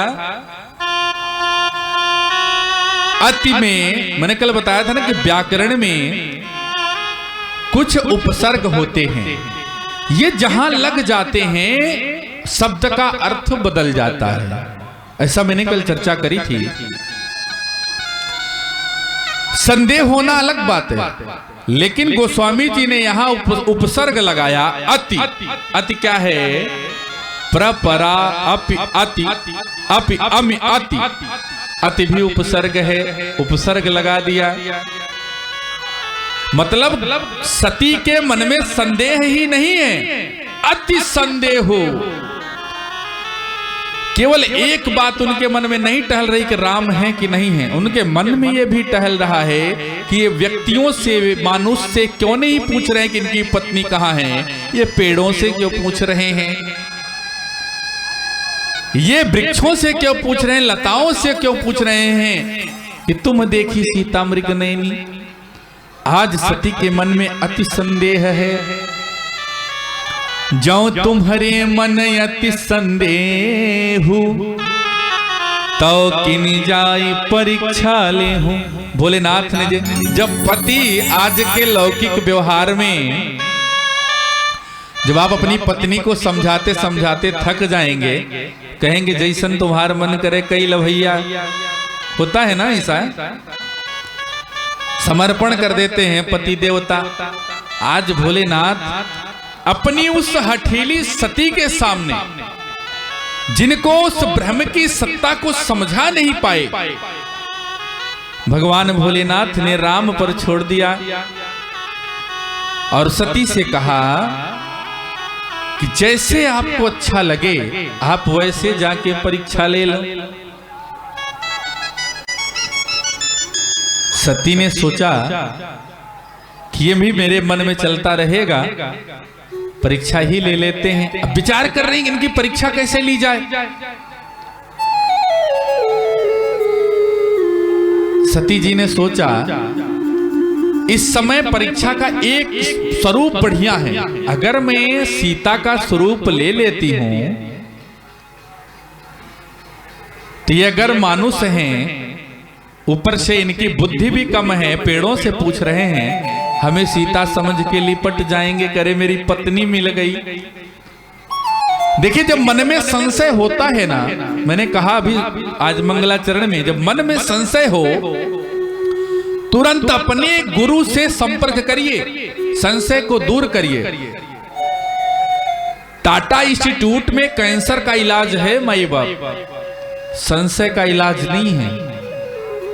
अगर संशय का इलाज करना है जीवन में, गुरु के सानिध्य में बने रहिए और जरा सा संशय हो किसी बात को लेके तुरंत गुरु से कह दीजिए, संशय खत्म हो जाना चाहिए। जितना समय बढ़ेगा संशय कैंसर से भी तेज बढ़ता है। भ्रम, आप तुरंत एक कहानी बनाते चले जाएंगे। अब देखिए सती के मन में यह विचार नहीं आ रहा है कि अगर राम सचमुच मानव ही हुए, ब्रह्म नहीं हुए, हमसे लिपट गए, पातिव्रत व्रत जो है धर्म भंग हो जाएगा ना। अगर वह मनुष्य राम सती रूपी सीता से लिपट जाएगा, सीता सीता कह के पातिव्रत धर्म भंग हो जाएगा। लेकिन जब बुद्धि कुंठित हो जाती है तब यही होता है। सती कीन्ह सीता कृत वेशा, सीता का रूप बनाया। अब जहां राम और लखन जी चल रहे हैं, उन्हीं के आगे आगे होली। लेकिन ब्रह्म के सामने आप माया करोगे ना, जो मायापति है आप उसके सामने माया करोगे। भाई सूर्य हम लोगों को इतनी रोशनी देता है और आप एक टार्च दिखाओगे, सूर्य पर असर पड़ेगा? तो मायापति है भैया। तो आज ये माया का सीता बनती हैं सती जी, राम जी के आगे आगे चलती हैं। लखन भैया देखे, अरे लखन जी को संशय नहीं हुआ, लेकिन मन में एक स्थिति बन गई कि ये अगर सीता जी हैं तो हमारे भैया कुछ बोल क्यों नहीं रहे हैं। फिर लखन जी सोचते हैं कि ये सीता जी नहीं हो सकती। भाई राम लीला के मंच पर हम राम का अभिनय कर सकते हैं, लेकिन क्या जीवन में राम बनने का प्रयास कर पाते हैं? हम 3 घंटे के लिए रामलीला में सीता जी बन जाते हैं, लेकिन क्या जीवन में अपने सीता जैसी धैर्यता, सीता जैसी उदारता उतार पाते हैं क्या? थोड़ी देर के लिए सती ने सीता का रूप धारा जरूर, लेकिन उनको सीता के अंदर कितनी सरलता है, कितनी सहजता है, सीता का क्या स्वभाव है नहीं पता है। लखन जी कैसे पहचान गए सीता नहीं हो सकती? जो सीता भगवान राम के पद चिन्हों पर चली हो, हमेशा भगवान के पीछे चली हो, वो सीता भगवान के आगे चल सकती है क्या? लक्ष्मण जी का संशय खत्म हो गया, भ्रम गया, सीता नहीं है ये। अब सोच रहे हैं मैं क्या कहूं। कहते जब भैया चुप है मैं भी चुप रहता हूं। और भैया के मन में क्या बात चल रही है? राम जी सोच रहे हैं कि माता जी किसका रूप बना के आ गई, न मैं कुछ कह पा रहा हूं, न प्रणाम कर पा रहा हूं, क्या कहूं मैं? राम जी भी बहुत संशय में आ गए कि आखिर इस अवस्था में मुझे क्या करना चाहिए। अचानक से ऐसा हो, आपका नाटक अगर है 3 घंटे का, आप रंगमंच पे ड्रामा खेल रहे हैं और रावण को 2 घंटे बाद आना है लड़ाई में। अभी कुंभकर्ण लड़ रहा है, अब बीच में अगर रावण जी तलवार आके तान देते हैं, कुंभकर्ण को परेशानी हो गई ना कि अरे अभी तो इनका 1 घंटे बाद रोल है, अभी कैसे आ गई है। राम जी सोच रहे हैं कि मैंने जो नाटक रचा है कि मेरी सीता गायब हो गई है, ये तो आके मेरा पूरा खेल बिगाड़ रही है कि मेरी सीता सामने है। अब मैं नाटक को पूरा कैसे करूं, पिक्चर बिगड़ गई। राम जी को सूझा, राम जी ने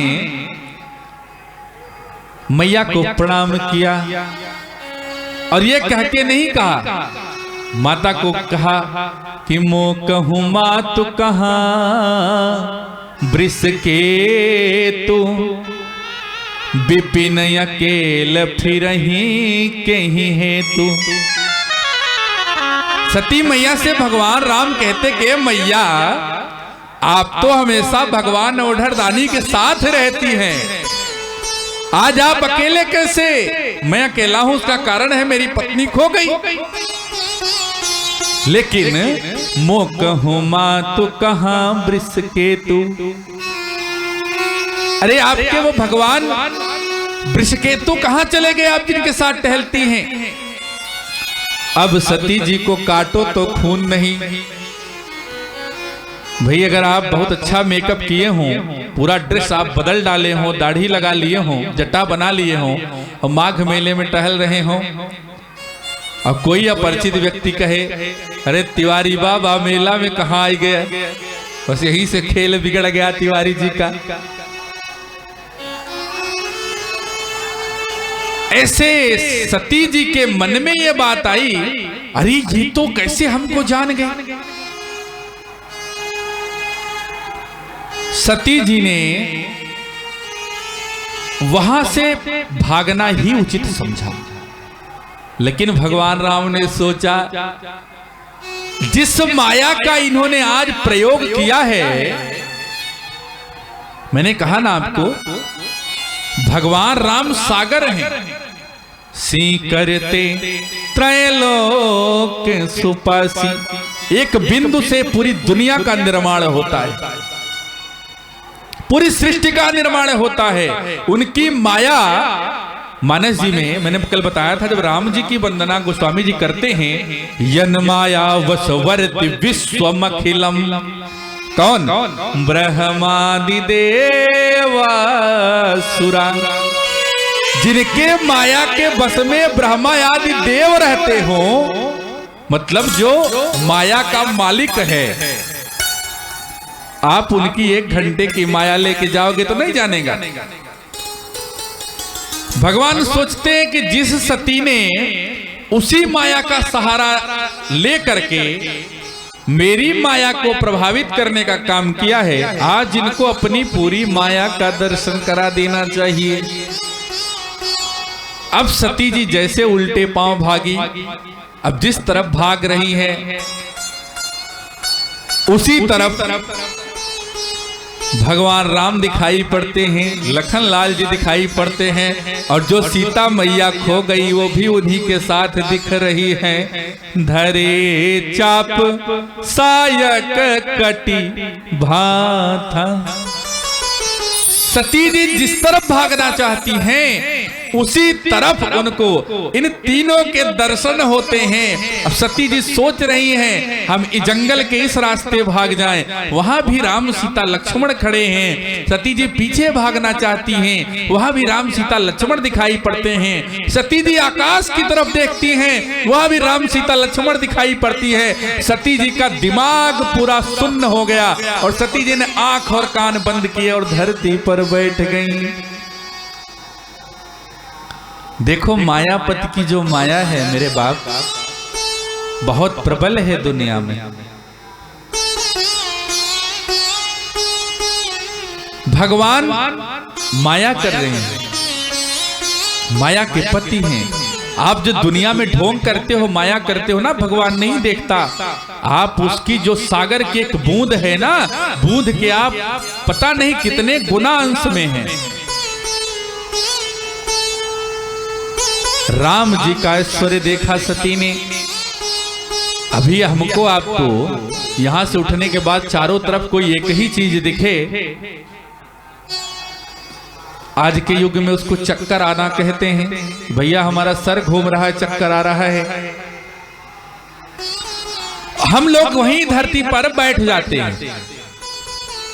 आज अपनी माया का प्रदर्शन करके, अपने ऐश्वर्य का प्रदर्शन करके भगवान ने सती को चक्कर ला दिया। सती जी को तुरंत झटका लगा, ओहो गलती हो गई हमसे। सच में ये परम पिता है, परमात्मा है। अब सती की आंख खुली। देखो जब तक जीवन में ठोकर नहीं लगती ना भैया, तब तक अपनी गलती का एहसास नहीं होता। रास्ते में चलते जब हम किसी पत्थर से टकराते हैं और नाखून से खून आने लगता है, तब हम सोचते ओ हो नीचे देख के चलना था। आज सती के दिमाग में बस यही आता है कि काश मैंने अपने पति देव की बात मान ली होती, तो आज जो मुझे चक्कर आ रहा ये ना आता। मैंने बहुत बड़ी गलती की। सती को अपनी गलती का एहसास हो गया, तो भगवान राम ने जो अपनी माया का प्रसारण किया था, जो विस्तार किया था, उस माया को भगवान ने समेटा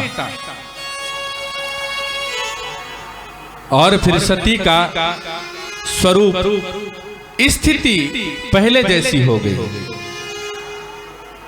सती पहुंचती हैं भगवान भोलेनाथ के पास। भोलेनाथ बट वृक्ष के नीचे आसन लगाकर रखे हैं।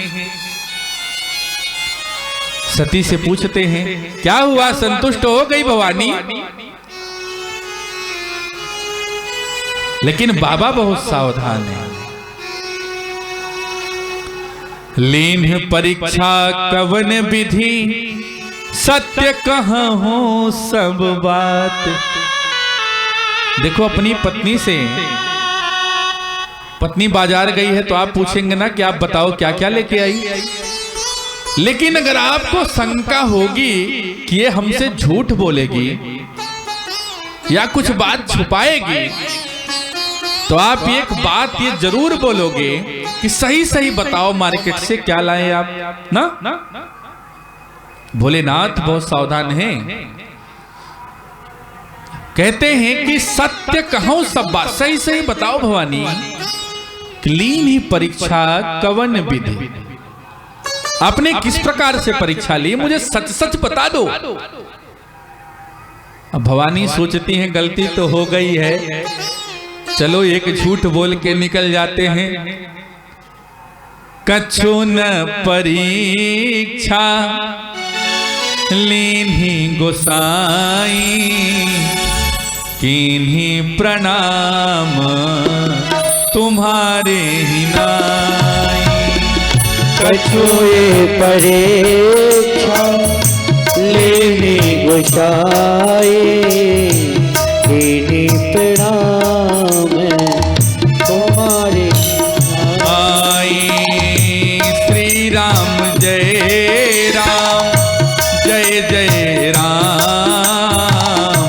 श्री राम जय राम, जय जय राम। श्री राम जय राम, जय जय राम। श्री राम जय राम, जय जय राम। देखो, जब सती मैया ने कहा कि हमने कोई परीक्षा नहीं ली, और जैसे आपने प्रणाम किया था ना, जय सच्चिदानंद जग पावन, वैसे मैंने भी शीश नवा लिया। भोलेनाथ ने सोचा, अगर ऐसे शीश नवाना था तो मेरे बताने के बाद नवा लेती, अलग से जाके क्यों भाई चले गए आप ना। अलग से कोई जाता है या कह देते हम प्रणाम करने जा रहे हैं। बात तो परीक्षा की हुई थी, इतने जल्दी संदेह तो दूर नहीं होता। भगवान को शक हो गया। भोलेनाथ ने ध्यान लगाया, देखा क्या, सती जो कीन्ह मरम सब जाना। तब देख्यो, तब शंकर देख्यो धारी ध्याना, और सती जो कीन मरम सब जाना। भोलेनाथ समझ गए, ओहो सती ने फिर एक गलती कर दी आज। भोलेनाथ ने कहा चलो कोई बात नहीं। फिर भोलेनाथ ने सोचा कि जो माया का पति राम है, जिस पर चाहता है वो कृपा कर देता है, जिसको चाहता है वो माया में ला देता है। करहि करावहि भंजहि सोई, उमा राम गति लखा न कोई। भोलेनाथ कहते हैं भगवान की इच्छा रही होगी, जिस माया ने सीता इनको नचाया सती को, ये भगवान की माया थी, इच्छा थी, चलो छोड़ो चलते हैं। लेकिन भगवान ने सोचा कि इन्होंने मेरी मां का रूप धरा, जिनको मैं ध्यान में रखता हूं। अगर मैं मां के साथ पत्नी जैसा व्यवहार करूंगा तो मेरा जो भक्ति का धर्म है वो नष्ट हो जाएगा। अगर अपनी पत्नी में आप मां का दर्शन करने लगोगे तो आप पत्नी के साथ रह पाओगे क्या? स्वामी रामकृष्ण परमहंस जी के जीवन में ये घटना घटी। उनकी पत्नी उनके साथ रहती थी, लेकिन उन्होंने अपनी पत्नी में मां के दर्शन किए, कभी पत्नीवत व्यवहार नहीं किया। स्वामी विवेकानंद जी जैसे उद्भव उद्भट शिष्य हुए उनके। क्यों? जब आप धर्म से रहेंगे तब आपका शिष्य पूरी दुनिया को हिलाएगा। स्वामी रामकृष्ण परमहंस जी ने अपनी पत्नी में मां के दर्शन किए थे। भोलेनाथ जी सोचते हैं कि सती कीन सीता कृत वेशा, जो मेरी मां का रूप बनाई हैं, अब मैं इनके साथ कैसे पत्नी का व्यवहार कर सकता हूं। शिव संकल्प कीन्ह मन माही, एहि सन सती भेंट अब नाही। शिव संकल्प कीन्ह मन माही, एहि तन सती भेंट अब नाही। देखो, जीवन में हम लोग पूजा करते हैं, पूजा के पहले संकल्प क्यों करते हैं? पूजा तो हम ऐसे भी कर सकते हैं, लेकिन पंडित जी कहते हैं कुछ जल अक्षत दक्षिणा ले लो, संकल्प करो। देखो, संकल्प का मतलब है जो विश्वास हमारे मन में है। मैंने कहा ना, श्रद्धा विश्वास रूपिणो। जो विश्वास हमारे मन में है, उस विश्वास को दृढ़ करना ही संकल्प है। अगर मैंने संकल्प ले लिया कि मुझे कथा सुननी है, तो दुनिया की कोई ताकत मुझे कथा सुनाने से नहीं रोक सकती। ये मेरा संकल्प होना चाहिए। जीवन में जो काम करो ना माई बाप, वो संकल्प लेके करो कि आज मुझे ये करना है तो करना है। भोलेनाथ ने आज मन में संकल्प लिया और तुरंत आकाशवाणी हो गई। हो धन्यवाद, भाग्यवान, साधुवाद। इस तरह की अचानक आकाशवाणी भई, आकाशवाणी ते ही काला। अहो धन, आप बड़भागी हैं, आप बहुत बड़े महान हैं। आप जैसा वीर कोई नहीं है, सक्षम कोई नहीं है, जो इतना बड़ा निर्णय, इतना बड़ा संकल्प ले ले जीवन में कि अपनी पत्नी के साथ नहीं रहना है। सती के मन में बात आई कि मैं अभी भोलेनाथ से बात कर रही हूं, और भोलेनाथ की किस बात पर आकाशवाणी हो रही है कि आपने जो संकल्प लिया है बहुत उत्तम है, ऐसा कोई वीर पुरुष ही ले सकता है। सती ने पूछा, बाबा ऐसा क्या संकल्प लिया? बाबा बात को टाल देते हैं, बात नहीं बताते सती से। फिर सती पूछती हैं, बाबा उनको भरमाते रहते हैं, और फिर जानते हैं सती को कथा अच्छा नहीं लगता, तो रास्ते भर मनोरम कहानियां सुनाते हुए आते हैं। रास्ते में झरने की कहानी, चिड़ियों की कहानी, पक्षियों की कहानी, राजा रानियों की कहानी, क्योंकि कथा पसंद नहीं आती सती को, और सती को उन्होंने बहका दिया। बाबा कैलाश पर आते हैं और फिर वहां बाबा ने समाधि लगा ली। कहा, देवी मैं समाधि में जा रहा हूं, आप भी अपने दैनिक कार्य करते रहना। भोलेनाथ सहज हैं। देखो क्या है, मैंने कहा था आपको कि सहज रूप में भोले कैसे होते हैं। आप अगर अपनी पत्नी का त्याग करोगे माई बाप, आपको बहुत अपार दुख होगा। आज के जीवन में अगर आपकी पत्नी से जरा सी लड़ाई हो जाती घर में ना, तो पता लगे दोनों टाइम खाना ना बने घरे में, पूरे परिवार में तनातनी हो जाती जीवन में। अरे आज तो मम्मी पापा लड़े हैं, बच्चे भी खाना नहीं खाते। लेकिन शंकर जी ऐसे हैं, भोलेनाथ ऐसे हैं जो हमेशा सहज भाव में रहते हैं। देखो जीवन में सुखी रहना है ना, तो मैंने पहले भी कहा, अभी भी कह रहा हूं, निवेदन कर रहा हूं कि हमेशा सहज भाव में रहिए। सुख और दुख को एक तराजू पर तौलिए। शंकर सहज स्वरूप संवारा।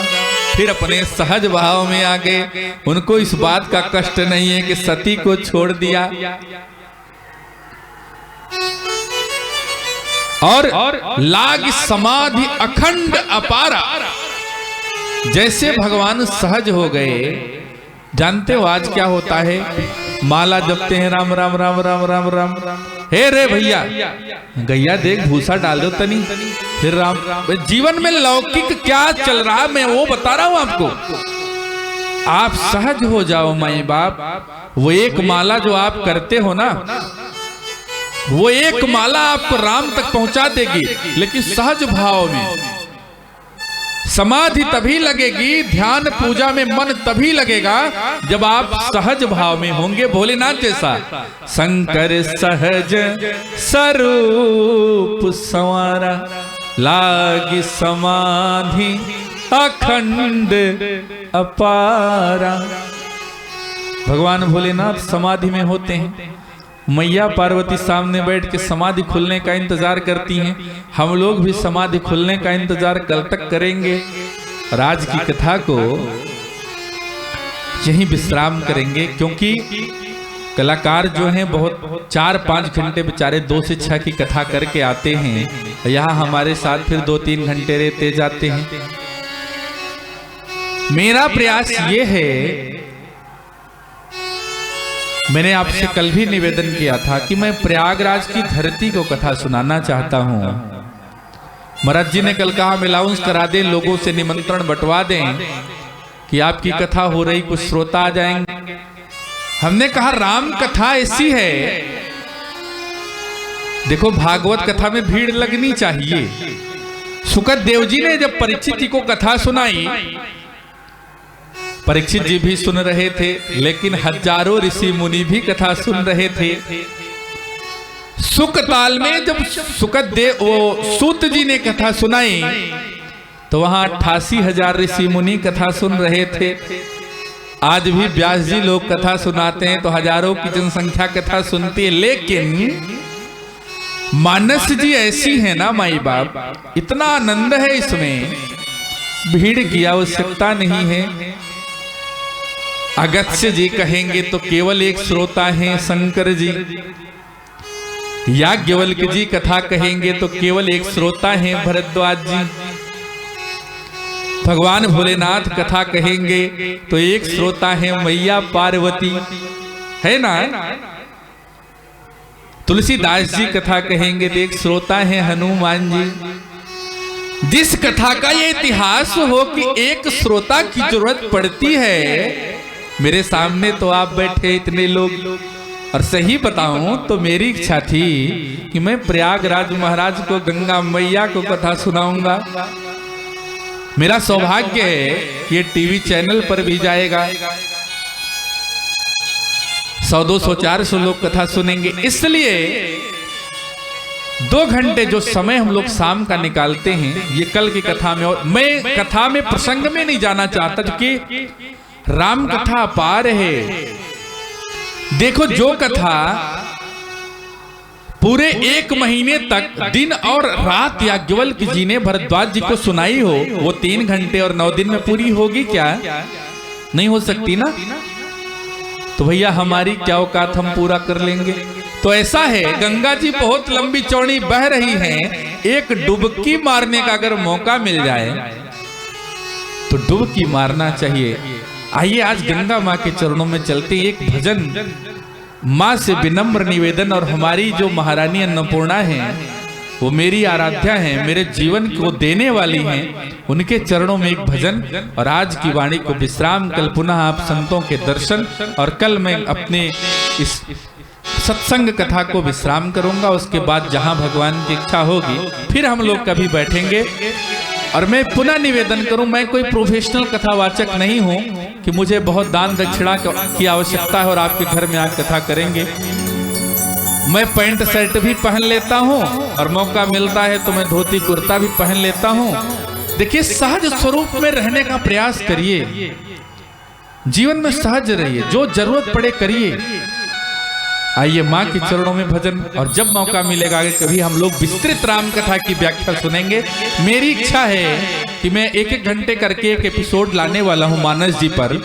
उत्तरकांड तक हम लोग आधे आधे एक घंटे का एपिसोड बनाए और कम से कम 3-4-5 महीने में मानस जी का पूरा निचोड़ जो मेरी मति पैदा करती हो वो आप तक रखें। आइए माँ के चरणों में। मोरी मैया के चुनर उड़ी जाए हो, मैया के चुनर उड़ी जाए हो, पवन धीरे धीरे चलो रे। मैया के चुनर उड़ी जाए हो, पवन धीरे धीरे चलो रे। मैया के चुनर उड़ी जाए हो, पवन धीरे धीरे चलो रे। मैया के चुनर उड़े जाए हो, पवन धीरे धीरे चलो रे। धीरे चलो रे पवन धीरे चलो रे। धीरे चलो रे पवन धीरे चलो रे। धीरे चलो रे पवन धीरे चलो रे। धीरे चलो रे पवन धीरे चलो रे। मैया के चुनर उड़ी जाए हो, मैया के चुनर उड़ी जाए हो, पवन धीरे धीरे चलो रे। मैया की चुनर उड़े जाए हो, पवन धीरे धीरे चलो रे।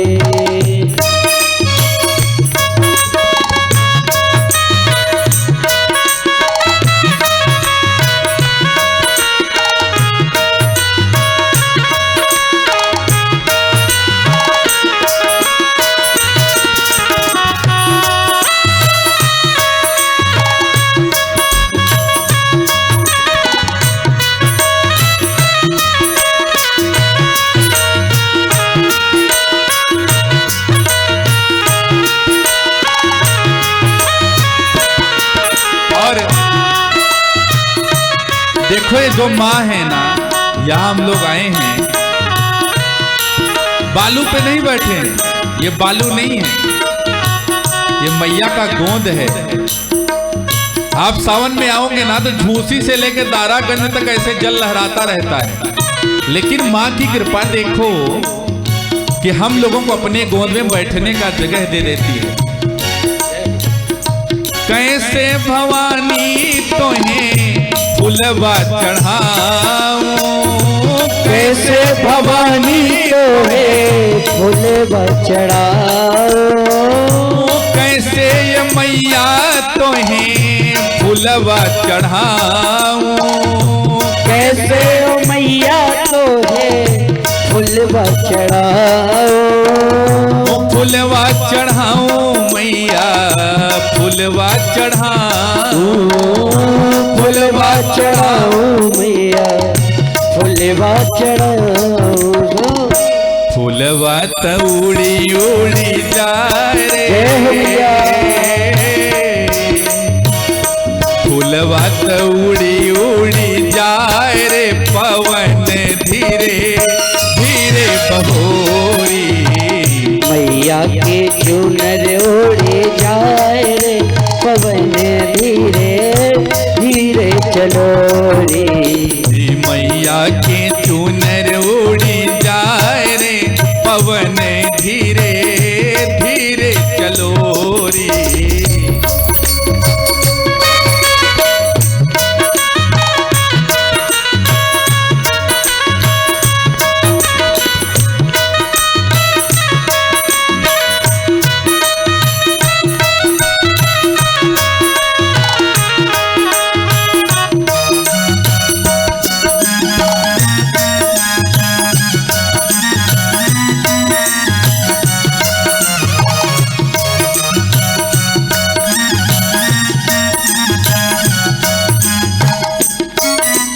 मेरे साथ सब लोग मन में गंगा मैया के इस भजन को गुनगुनाते रहिए। बाप देखो माँ गंगा की देन है, जो हम लोग यहाँ आते हैं ना, कैसे भवानी तोहें चुनरी चढ़ाऊं, कैसे भवानी तोहें फूल चढ़ाऊं, कैसे भवानी तोहें चुनरी चढ़ाऊं, कैसे भवानी तोहें चुनरी चढ़ाऊं, चुनरी चढ़ाऊं मैया, चुनरी चढ़ाऊं, चुनरी चढ़ाऊं मैया, चुनरी चढ़ाऊं, चुनरी तौड़ी उड़ी जाए, चुनरी तौड़ी उड़ी जाए रे पवन धीरे धीरे बहोरी, चुनरी तो उड़े उड़े जाए रे पवन धीरे धीरे बहोरी, मैया के चुनर उड़ी जाए रे पवन धीरे धीरे बहोरी, मैया के चुनर उड़ी जाए रे पवन धीरे धीरे बहोरी।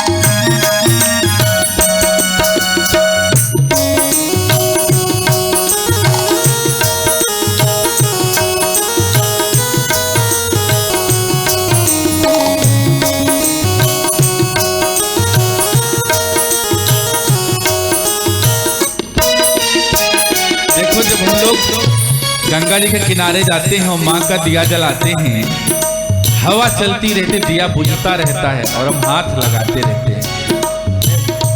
कैसे भवानी तोरी करूं मैं आरती, कैसे भवानी तोरे करूं मैं आरती, कैसे ये गंगा मैया करूं मैं आरती, कैसे हो गंगा मैया करूं मैं आरती, करूं आरती माँ करूं आरती, करूं मैं आरती हूँ, करूं मैं आरती। क्या होता है, दिया नाथ बूझी बूझी जाए हो,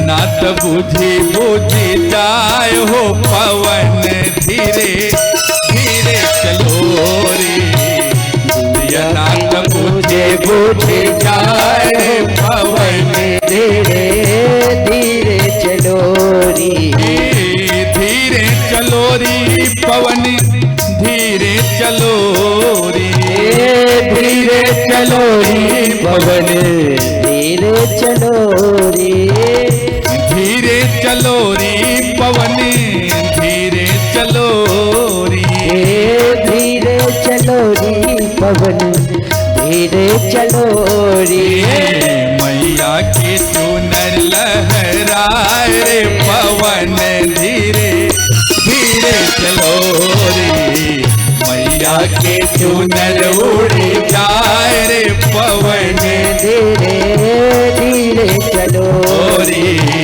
आरती के दिया ना बूझी जाए रे पवन धीरे धीरे चलो री, बजा लहरिया खाए रे पवन धीरे धीरे चलो री, मैया के चुनर उड़ी जाए पवन धीरे धीरे चलो री।